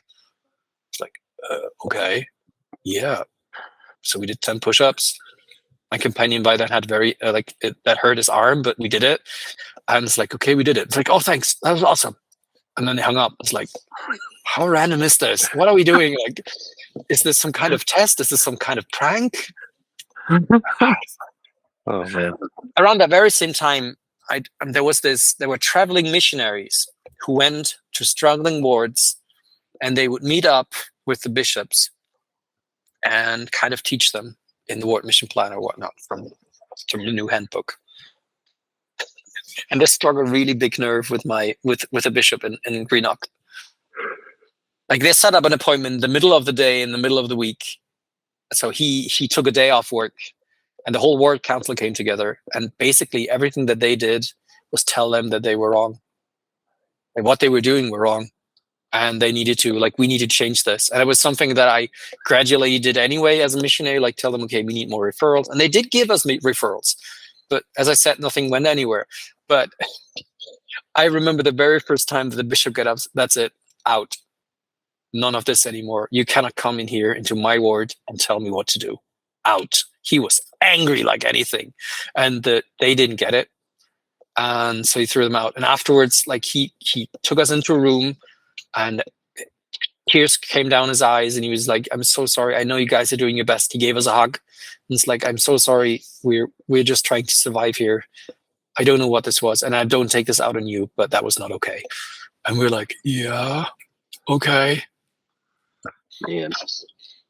After 4.5 months without the EHAT. Oh, by the way, another thing Elder Martin and Elder McConkie were really bad at, and I love them, by the way. It's one of those awkward things. They forgot us one move night. You would normally get either, if you moved, the assistants would call you, and then the mission president would tell you where you go. And if you didn't, the zone leaders would call you, and you had to stay awake the whole time and wait for the call. They never called. Nobody called us up until like 2 days later. Oh my gosh.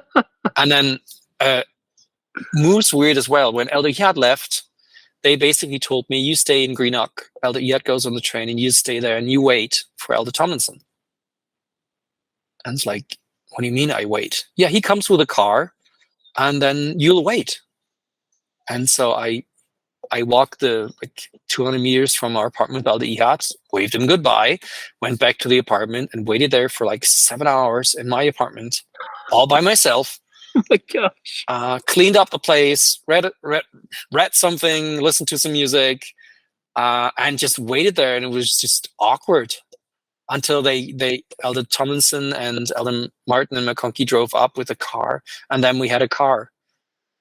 A couple of weeks later, we received the call, and our lease was canceled. Like, we had to find a new place. Nobody told us. So within a couple of weeks, we had to find a new place, clean everything up, and that was awkward. And we later found out, I think in my last move there, that they only did this because we had some run-ins with some Neds. Elder Ehad and I, we were chased down the street for with a gang of Neds that were running after us, and we were throwing eggs at us and everything. And so at some point, it says, "Okay, you need to be home at 8. That's it. We don't want you to get in any trouble." And as a consequence of this, they kind of tried to close down Greenock and send us to Beath, because Beath was already closed down. But I wasn't up for it, so I found a place in between those two areas so I could still go to both, and they weren't happy with that as well. But I said, I'm not giving up on Greenock. They need help. And above all, I'm here to serve the Lord and the members and the people in Scotland. It would have been easier if they told me what they were looking for, but they didn't. Communication, I guess, is everything. So yeah, then serving with Elder Tomlinson. Actually, I loved serving with Elder Tomlinson. I would describe him as a sheep. If you would tell him what to do, he will do it gladly, and he had an awesome testimony if he shared it. But if you didn't, then he would wander, and at a certain point he would come back. Sadly, it was a time where I was quite sleep deprived, so he wandered a lot. But he was very helping in that time because he wasn't stressful, if that makes sense. He was quite relaxed, and that helped a lot. I don't know if you can get him on, because I would love to hear his part. I know it is probably quite adventurous, and he probably had a very good time. But he actually met an elderly couple in Greenock that brought his parents together. Wow, really? Yeah, I didn't know that. And then he asked, "Are you those and those?" I don't remember the names. I think he died. He was a very old member, and he was he was doing something for the church for a very long time. And while he was out, he actually was down somewhere in Leeds or so. And if I remember correctly, as I said, my memory is a little bit hazy because of the sleep deprivation and everything. But if I remember correctly, that brother was the reason that his parents met, and now he was back, and we were there at his funeral. Wow, that's cool. Yeah. I have been in touch with Ben, and I need to follow up with him to get him on the schedule. But we'd love to have him on. Yeah, absolutely. So we served together for 3 months all in all, and the last couple of weeks we had Beath and Greenock. We tried to do our best. Beath was closed down for some reason. We tried to meet up with a couple of people, didn't really end up anywhere. And to be honest, the last thing that I remember is that they took they kind of semi-closed down Greenock after I left, and the bishop wasn't very happy because I took the car and the phone with me. And Elder Harlow and I, and Chris Harlow and I, we went to Dumfries. And I think it was the first or second day when we were in Dumfries with the car and in the caravan, that the bishop from Greenock called me up. It's like, why do you have a phone? Why doesn't the missionaries have a phone? There are all the contacts in there. Why would you do this? I was like, I was just told to do this. I'm very sorry. It's like, yeah, I know, but still, that's very bad planning. Yeah, that was weird. But we found a very nice apartment for the missionaries, whoever came afterwards. Seriously, it was the nicest apartments that we were in. I think there were 2 king-size beds in that apartment. Very nice. Sounds good. Yeah. They even had one of those bathtubs that are kind of like for elderly people, where almost like it's a hot tub, but not quite. So it's big enough for an adult to not only sit in, but also to like read a book in it, but also you can lie down in it. It was awesome. Oh wow! And it was quite cheaper than the one in Greenock, if I remember correctly. Anywho, so Dumfries. Chris told a lot about Dumfries. What we did there, like for me, it was an adventure. Like being sleep deprived and then moving into a caravan with somebody I served around with and loved serving around with was on one part awesome, because it was kind of like a camping trip gone wrong. But I think for every day we went there, we said kind of like we tried to do something funny every day to make this livable and good. The situation that we were in. Yeah, I mean the Anderson, that was the missionary couple that was there as well. They were really nice, but still, us in the caravan, we tried to do the best. We took a picture and we actually sent it to the President Frederick, and said, "This is our house, the caravan in the background. This is our car parked right before it, and this is our church." And there's the water that goes to our shower. Yay! Oh my! Oh man! So we did so much stuff that to make it bearable. I think the very first or second evening, like normally you have an apartment to go to, there's stuff to do, but we had just that very small room, and so we went to the church. Our suitcases were stacked under the stage in the church. There was these trays that you need to pull out, and our suitcases were on them because there wasn't enough space in the caravan. Yeah. And I remember the first or second evening we played, because we both served in Greenock, so we both were very well trained in the ways of badminton, and so we played kilt badminton because we both got a knockoff kilt in Greenock. And so we played some kilt badminton. Don't remember who won, but it was an awesome experience, and I remember it fondly. We tried to make the best out of it, what we had.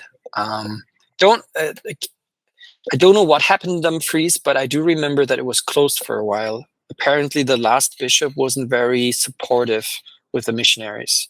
That was the reason they told us. Then there was a new bishop, and he was all, "Yay, missionaries, go, let's help us." And there was his caravan on the parking lot, and he said, "You can go there."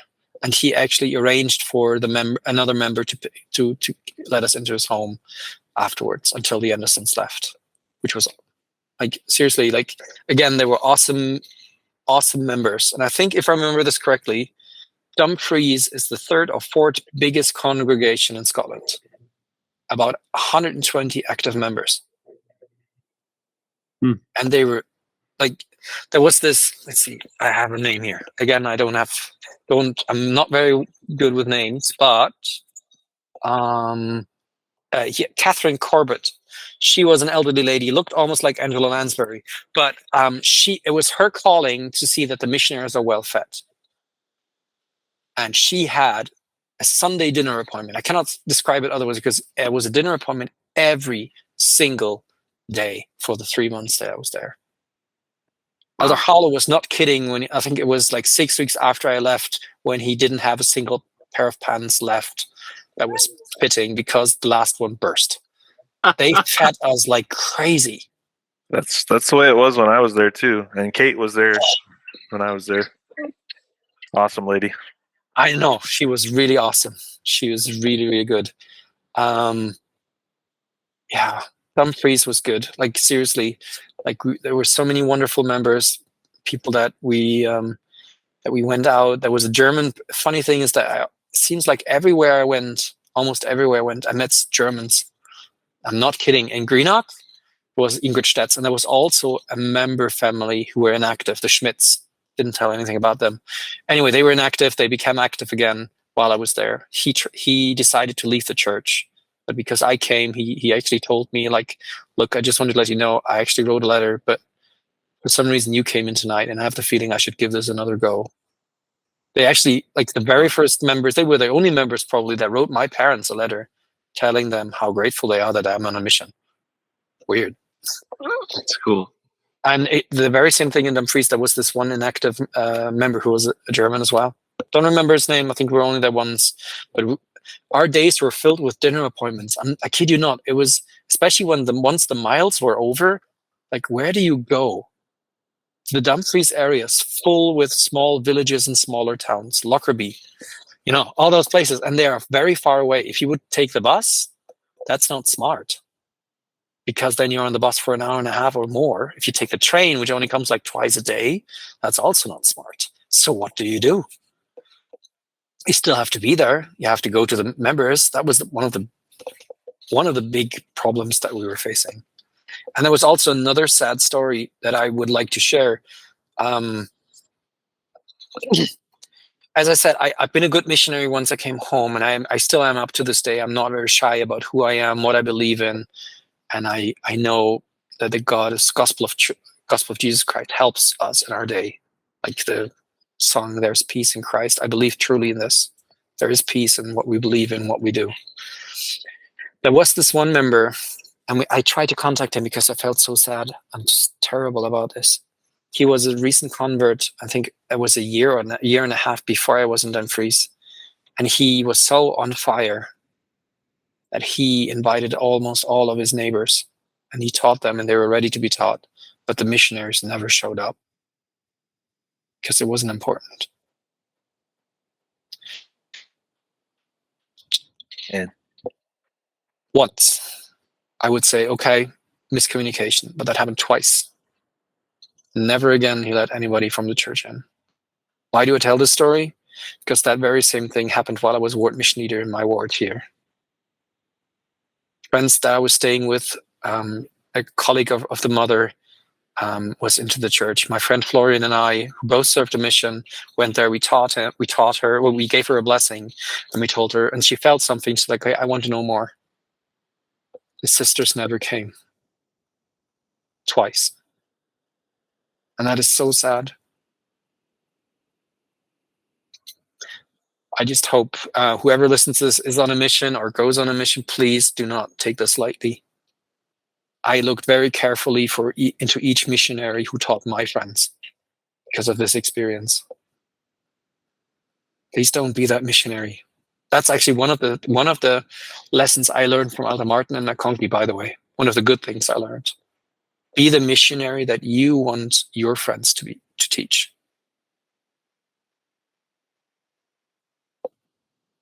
And having baptized two of my friends, they were awesome missionaries.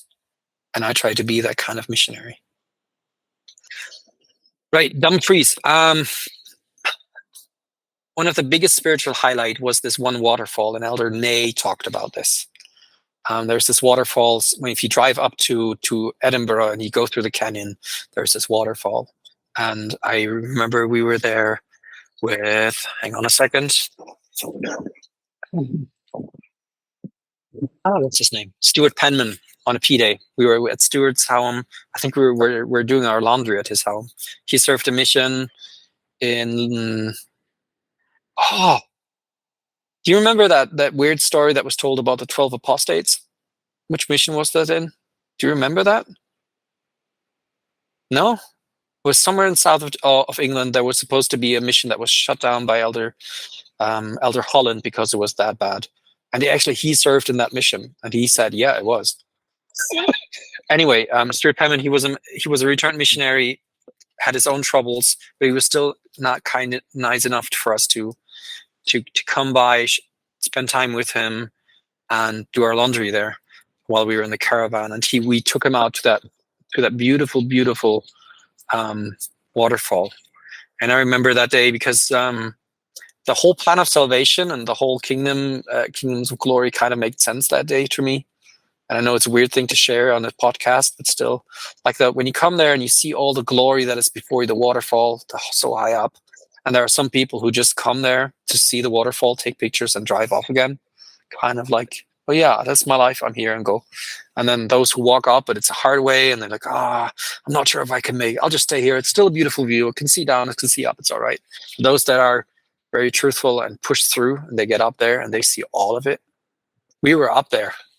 And the cool thing was a jet fighter flew through the canyon, and it was on like just above just under our heads. It was a really awesome view. Kind of clicked that day, and it kind of made sense. Like, I guess the Spirit comes and talks to you at weird places, but that was one of those experiences for me. Like seeing this and how beautiful our Earth is and our life can be. Some people just come in, enjoy the view, and go without even trying. Those that try and then push through, kind of clicked. Sorry, just. As I said, I'm not the silent German anymore. Sorry.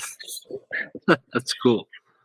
Hearing you guys talk about that place, I've got it bookmarked on my maps to go to when next time I'm back in Scotland.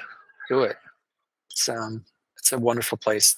Depending on if it's not too hot and the water dries up, but that's a whole different topic. And speaking of, Dumfries was a place where my tongue was loosed and I stopped being the silent German anymore. And I can pinpoint it to one dinner appointment. Don't know the sister that we were at, but she was a single sister.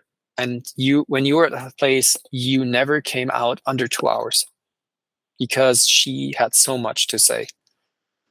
And I kind of feel bad about this, but I was so annoyed at that point that I made it a point to speak more than she did, which was difficult for me. And I think it took 2 tries to actually make it, and we were never invited back.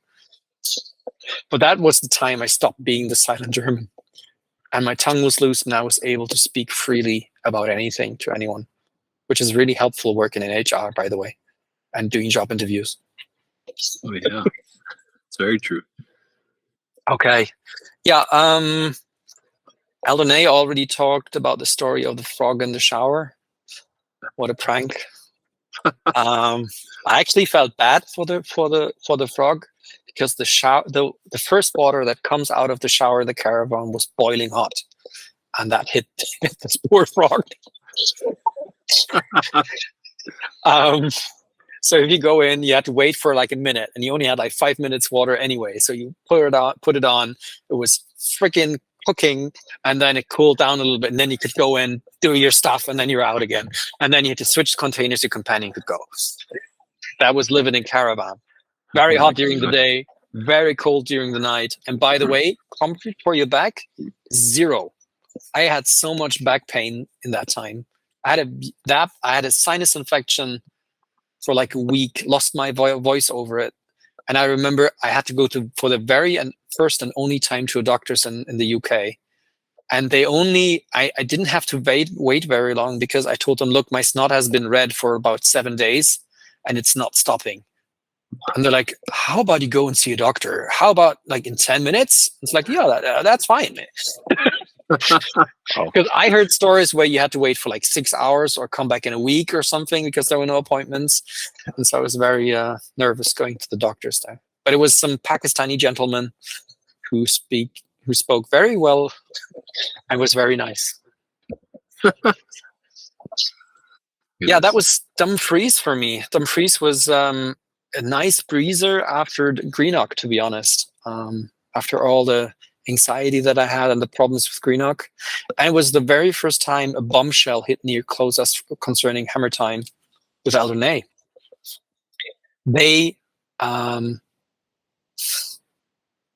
It's so weird for me to call it Hammer Time because it always felt like Monty Python's The Spanish Inquisition, where they would just show up, do random stuff, and go away again. Like, nobody expects the Spanish Inquisition here. Ha-ha, we heard. Let's smash some stuff and go away. And it always felt like this. And I remember we were on an exchange with Eldonay, and he was really in a bad mood. and we came to his place, and it was just empty. They didn't have a chair to sit upon because everything was so wrecked and held together with duct tape and whatnot. And they threw out the only things that they could find to sit upon, which were beanie bags that they picked up somewhere from the street, because that was the only thing. And now they had nothing. And he was so angry, and I could feel it. I'm a very empathetic person, so I share this pain, and it was really weird for me. And I think that was the very first time where I had a little rebellion in me, and it's like, look, oh, that's not right. I was the very closest bombshell that hit close to me. Next thing that was when I was up north, but yeah, that was for some time. Like for some reason, hammer time never hit me, and I can give you an explanation, but I'll come to that later, because I was quite not against it, but I knew my rights. Anyway, Dumfries. So we were there for 3 months. I loved it, and then I received a call, and I was supposed to go to Edinburgh to be in threesome companionship with Elder Slater and I don't remember his last name, Elder Peckman. Yeah. If I remember correctly, Elder Peckman was supposed to go into the office, and I was supposed to stay there with Elder Slater. And they were really nice. I think it was there for like 4 days, my day coming there. Then I met Elder Zacharias, and Elder Zacharias left a very permanent impression upon my foot because he played chair football with steel caps in his shoes and hit my big toe, which was not very nice. Couldn't walk for like a couple of days, and then that big toe. I don't want to go into pictures. But anyway, it was not very nice. So I was there. We played some chair football. It hit me hard. And then the next day I had to go to, I don't know where. Seriously, I don't know. I just know I spent like a day and a half with Elder Janssen, which was awesome because he was in my NPC group. And I served around him. We had a great time. And then I came back and I received a call that I would, instead of staying there, go to Elgin with Elder Wilkinson, Danny Wilkinson. So I came into the mission home because there were new greenies coming in, but there was a miscommunication with the MTC, and there was one greenie short, and Elder Wilkinson was supposed to train, but instead of training, he got me. And so we went up to Elgin, and Elgin was closed for a while, and Elder Zacharias came up with us because he had a hearing in front of a judge. And on the way up, we kind of told us what happened, and we were told to smooth things out with the members. Apparently, there is a reason why you shouldn't go to single moms with their children, especially if the children are not very nice. Because one of the children, they didn't like Elder Zacharias, and I kind of showed him, and he lost his temper. I'm not judging anything; it's just what happened.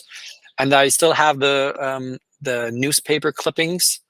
A devil of a fine for a Mormon missionary, 666 pounds for child abuse. Oh my goodness. Yep. He was sent home honorably, if I remember correctly. Hang on. There we go. They took a horrible picture of him because it looks kind of like a child abuser as well. And it's a devil of a fine. I know it's turned around, but if you want, I can send you a picture. It's one of the things. Anyway, he went up with us, and yeah, we tried to smooth things out with the members, with Elder Wilkinson, and Elder Wilkinson and I, we were only together for like 6 weeks, and then he went home early. I'm not saying what happened with him. If you ever get him, please try to get him in. I would really love to hear a story, what happened to him afterwards. He was awesome to work with, very spiritual, had a wonderful conversion story, hardworking, and we had a couple of very special spiritual moments that I'll never forget. And I hope he's still there and fighting the good fight. Brandt was in Inverness, which was nice. So I got to see him a couple of times. Yeah. But I stayed in Elgin for my last 7.5 months. Wow. 6 weeks with Elder Wilkinson, 6 weeks with Elder Nettleship, and the rest of my time with my good friend Elder Aaron Hema. another German.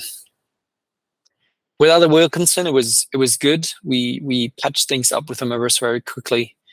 Members that I still fondly think of, and I still am in contact with up to this day, is Kathy Smith. She was the mother where the things happened that did with Elder Zacharias. Single mom. She had a daughter in our age. Members of the church, and she had a very troubled past with different husbands, and so she was alone, had a lot of pain, but she tried to do good with the things that she had. She came to church with us again after a while. Then there was another wonderful lady, inactive at the time we was there. She was friends with the Canes from Greenock. Her name was Mary Ross, or as we called her, Mamie. She became my Scottish grandma. We kind of hit it off. She was awesome. We were there every so often, and she was so kind and caring. And I kept in contact with her up until like 4 years ago, and then I kind of, with children and everything going crazy, we lost contact. I'm not sure if she's still alive, to be honest. She had a tumor that was inert, and she could barely see anymore, so it was hard for her to get to church. But yeah, she was really nice. Then there was the Smiths, Charlotte and David. Charlotte was from England. David was, I'm not sure. He was American, and they met and they married, and they had 2 wonderful children. Both extreme nerds. Right up my alley. Loved it. He was an IT guy, very introvert, but he served a mission as well. Very spiritual, caring people. There was the branch president, Brother Hathaway, who served in the Royal Air Force, and he was up on those big Nimrods. He was one of the navigators. And his wife, Kate, who was the sister of the assistant when I came into the mission, one of the Brownlows, if I remember correctly. Oh, yeah. That was really nice. And lots of other people that I probably will not remember. At least their faces are still in my head. So the first 6 weeks was getting to know Elgin, and I'm not sure if it was with Elder Wilkinson or with Elder Nettleship, but we tried our best to build a teaching pool, as you do, visit people, and at a certain point we tried to visit with some recent convert, which we had the wrong address, or later we found out, because when we knocked on the door, an older lady opened the door, and we thought it was her mom. And it was like, "Oh, we're missionaries. Can we maybe come back some other time?" She's like, "Yeah, sure, no problem." And that was Helena Keith, and I think she was an artist at heart. Came from a hippie community very close, I think in Findhorn, very popular. Also, very many Germans up there. And her daughter, Catherine Chandler. I think for the rest of my mission, I taught them, and I got to baptize both of them, which was really good. They were baptized. I don't take credit on who's dipping or dumping or whatever you call the act of putting someone underwater, but they were baptized, and we taught them with all our heart, might, mind, and strength. And it was a wonderful experience, to be honest. Elder Wilkinson, I hope he tells his part of the story. I loved serving with him. Something happened. Spirit told him that he needed to do something, and then he went home and he did whatever he had to do. Sorry, I'm not going into the deal because it's quite personal, and I hope that he is willing to share at least some of it, this story, because it was, as his companion, as his brother in arms, serving together with him at that time, it was an exciting time, and I hope that one day he can share this part of his story. After that, I served with Elder Nettleship, and I loved serving with him, seriously. He was a crazy random dude, hardworking, smart, very talented, and he loved to scare people. He scared a dog so much that the dog peed himself. I was ashamed at that point, but he said, no, I can cross it off my bucket list. I'll never do this again. But I made it. And it was so random and so weird, but still it was just like him, because he was really a really nice person. He had him on the podcast, and I love Robert, and I hope you can hear this, brother. It was an awesome time. He wrote the song about my sleep deprivation, because we surfed around each other for so long, and it's still up in my favorite. I think it was to the tune of "A Snake Lies in the Grass" from the Garden musical. Don't know, from Michael McLean. Yeah. Da, da, da. Anyway, and he wrote so perfectly. I'm not going to sing it, not that I couldn't, but it's just now. He wrote this, and I loved it because it kept the point of the trouble I was going through, and he was awesome. We tried to visit with some former investigators or people that were baptized. Met a couple of nice and crazy people. And we were only there together for like 6 weeks, which was sad because it was an awesome time. And then I know it's late, so I'll just push through it. Elder Hemer, what can I say? Aaron Hemer, up to this day, is one of my closest friends. And probably the one companion that I loved and hated so much at the very same time. Something has happened before due to Hammer time. And I will tell this story because he said he's not ready to come up on the podcast yet. I asked him, by the way, but he is listening. So Aaron, I'll see you in 2 weeks at my sister's blessing. And I hope at some point you will be ready, because he's been through some stuff. I think he served somewhere in south of Dundee, and there was a young. He served with a companion who wasn't really, at least in that point, wasn't very truthful in the companionship, in that way that he didn't have his back.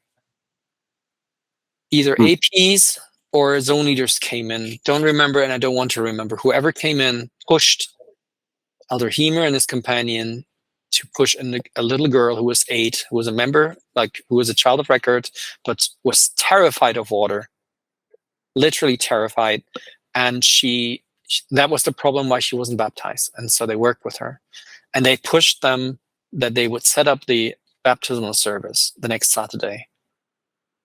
And she never got into the water. And it was a very awkward and sad moment for that little girl, because she was pushed and she wasn't ready. When they went home, Elder Hemer was angry. And then they said something that they shouldn't have. And they said, "You don't have enough faith." They did not know his story, that he grew up in the church, was inactive, repented, and came back. Like, this is a story of a guy who had faith, kind of like me, who left behind his life. And that bitterness, angriness, and disappointment was the very first 6 to 8 weeks that we had in our companionship. Every call we got from the zone leaders or from the APs was like knife into an open wound. And I tried to smooth things out there. Seriously, there's this, again, not good with numbers. Doctrine and Covenants 121, I think it is. If you reprove the sharpness and then show him the extension of love, that was the big problem with Hammer Time for me, or the Mormon Inquisition, as I called it. Because they came in, they did what they had to do, but then there was no love. Why not? If you feel it in you that you need to correct someone,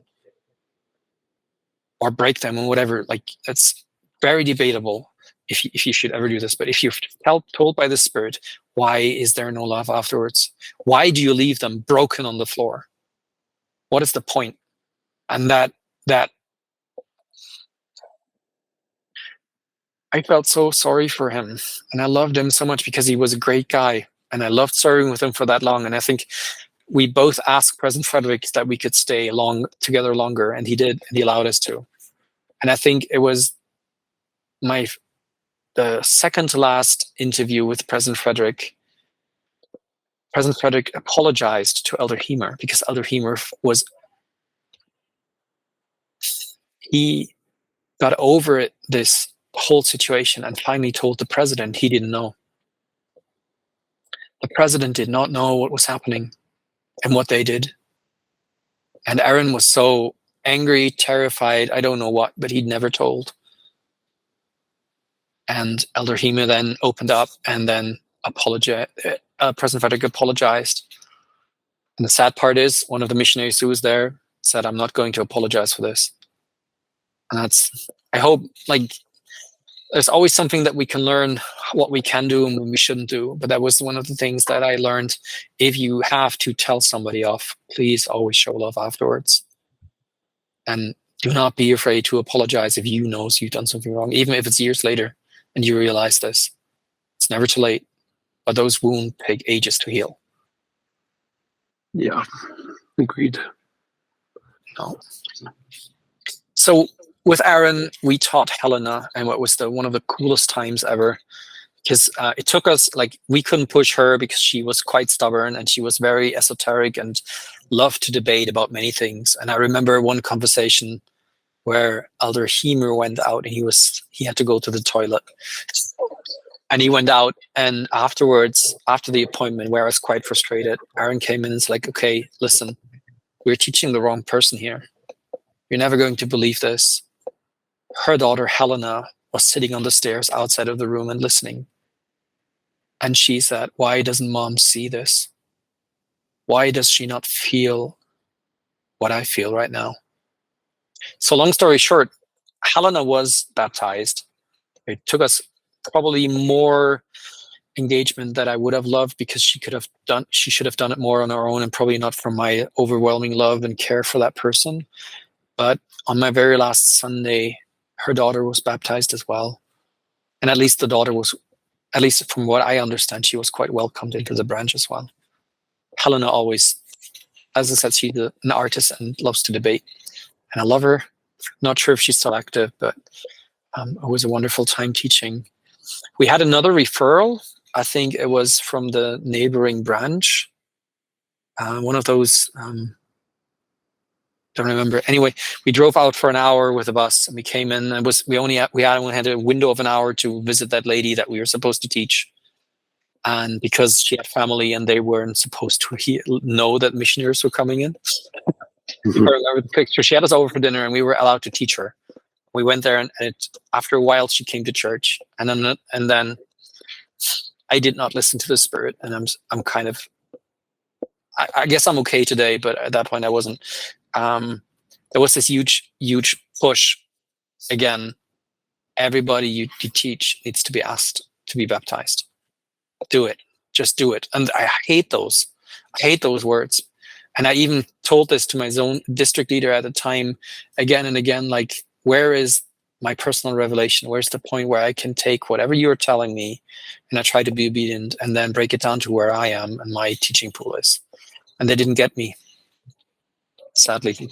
So I pushed, and I remember we were out in a classroom, and we taught her, and her mother came in, or she was there with the lesson. And I was as gentle as I possibly could, because I asked her, if you receive an answer from the Spirit, will you be willing to act upon it and be baptized? And that was enough that she said, I'm not coming anymore. That's too pushy. And then the mother was upset, and we never saw those two again. And I'm kind of sad about this. But I was obedient, and I hope at a certain point, like, she will get around or not. I don't know. Yeah. That's so tough. Yeah. But I don't know what happened with Brandon in the last time of his mission. I don't know. Maybe one day he will tell me. I don't. But I remember that they came into Inverness and they took all the stuff away, or most of the stuff away, and that really made him angry. And they came into our flat as well.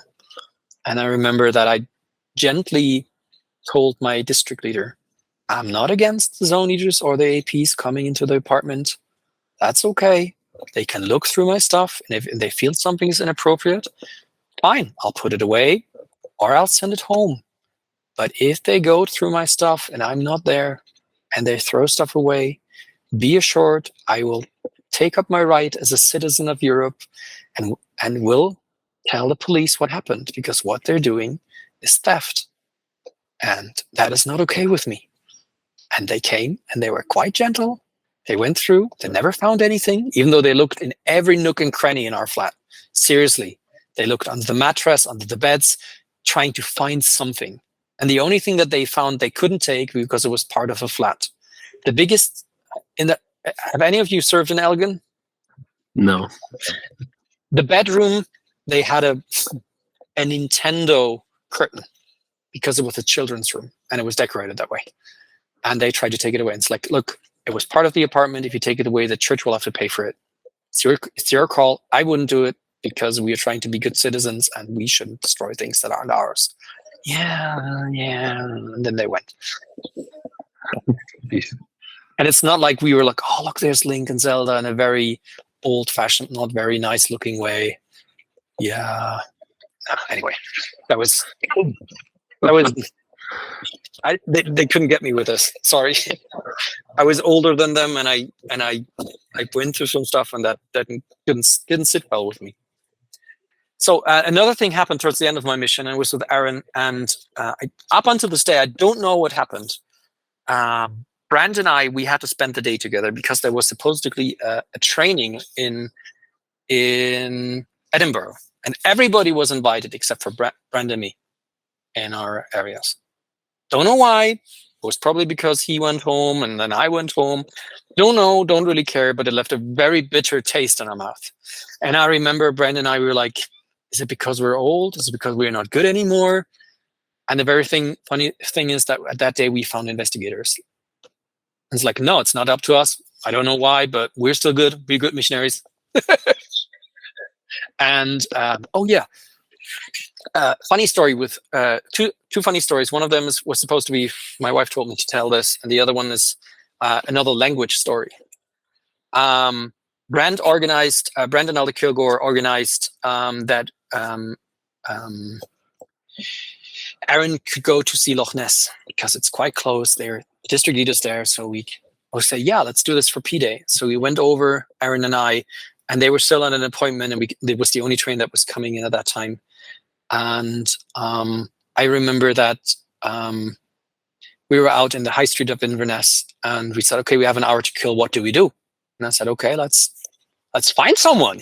We are missionaries. Let's find someone. It's not our area, but let's go for it. We found a nice lady, lived. What's the highest town in the furthest up north? There's this branch up there anyway. And she was a doctor in training. I think she was from India or something. And so we told her about the church, gave her testimony, and said, okay, and we gave her a phone number. About 3 months later, we heard, or a couple of weeks later, we heard the branch received, because no missionaries were there, the branch was allowed to teach that lady. She was baptized. Awesome. I know. Even if we like small extra things kind of fit together. Anyway, coming to the funny part. So we stayed at their house the evening, and then in the morning went to Inverness. And Aaron was so excited, and his English was not very good. Sorry to say this. He could have used the language study that we never did from 10 to 11, but we never did. And I remember he was so excited, and he tried to say something, and what came out of his mouth was, I sing a song. And he's tried to say, I sing a song. And I was like, what do you do? And then he said, I sing a song. It's like, no, you're not. You're singing a song. Do not say song anymore. It's something completely different, and you're not trying to tell us. It's like, what do you mean? It's like, I'll tell you later, but don't say this. I had a good laugh about this. And then we went to Inverness, had a great day. Wonderful time. Seriously, that was probably the one branch that I grew closest with the branch presidents, with the brothers and sisters there. 7.5 months is quite a long time to be in one place, at least for a missionary, it felt. I knew of a missionary who he was in my parents' ward for like 6 months, and then he came, and then I moved away, and then he came to Düsseldorf, where I am, same stake, and he stayed there for another 10 months. That was hard for him because, like, I feel like I'm a member of the ward. I'm not sure if I'm a missionary anymore. And after 7.5 months, I can honestly say I felt like part of the branch and not really missionary anymore. And here's the last story for the night. At least I'll try. Since we were the only 2 Germans in the mission and we were serving together, we thought it was fun to do German night for the Elgin branch. So we spoke to President Hathaway, and he said, "Okay, tell you what, I'll give you a budget of this. What do you want to do?" And so, okay, Aaron is a learned cook, so he's the chef. Said, "Okay, I'll do German dishes. I'll prepare something." And then, okay, Elder Luchs, what do you want to do? And I said, "Okay, well, how about I'll tell you a little bit about the church, like the history of the church in Germany, and what we do and what's something different, maybe some cultural things." And so we did. And we had a quiz night, and the British love quiz nights. They love this. And so Aaron spent one day in the kitchen. I think we had about 200 pounds worth of German or food that was then put into German different a whole day in the kitchen. And the only thing that I did was something, a small dessert, which was basically like a stiffer version of custard with some blackcurrant jelly over on top, which is something that we Germans like. The German White Night was a success. Seriously, I taught them the German version of "I'm a Child of God."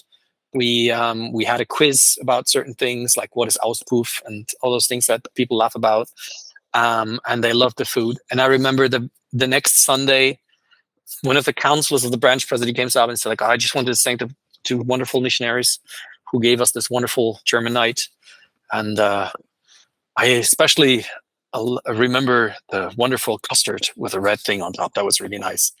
And Aaron was so furious because he spent the whole day working so hard to prepare all kinds of salads and dishes. And the only thing that was mentioned was the thing that I prepared in the microwave. That's pretty funny. That was quite awesome. And the cool thing about the night is everybody brought friends. So there were lots of investigators there, which was really nice. That's cool. It's really cool. I can say I was not trunky. That's one thing I can say. I was terrified of going home because I knew I had nothing to come home to except for my family. Nothing of my whole life beforehand was there. Yeah. And so I think at least cross this of the things. I was not trunky. I was terrified, and I was quite stressed out on my last day because where do I go to? Like what's going to happen? Not a job, nothing. I had something. I'm not sure if it's still there. Turned out it wasn't. But yeah, I was. It was a heartwarming farewell to Elgin, and I went back twice. I can say once with my friend Lisa, who was baptized. We went back to Elgin, visited with the Smiths. That was really nice. Saw Helena, Mamie, and the others again. Had a big reunion dinner where everybody got together. And then I went back a couple of years back with my wife. We went to Inverness. It was we tried to do like a whole vacation of traveling around the northern part of Scotland, but we got ill. So we stayed in the hotel, went around a little bit, watched television, and still had a great time. We met up with Mamie, showed her around Elgin, the town area, and it was really nice.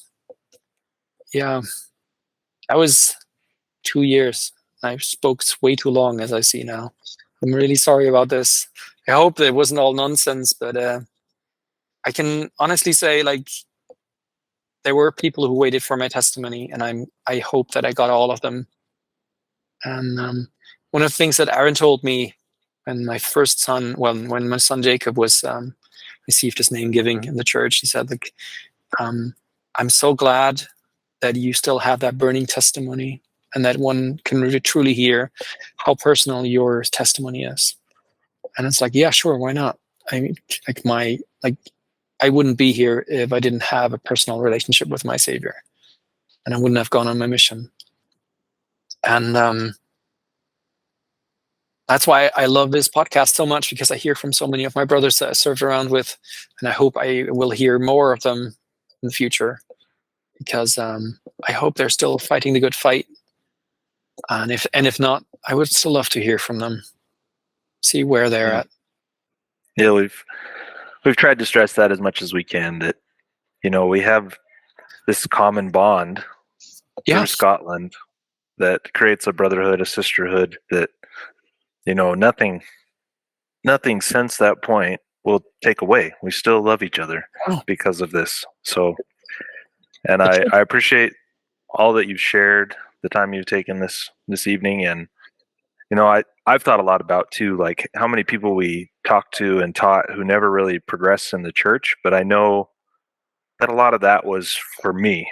Like those people were sent to me at that time to help strengthen my testimony or to give me the hope that I needed to continue another couple months in the mission, just to have somebody to teach. And we all had different experiences in that way too, but some of it shared. So really appreciate it.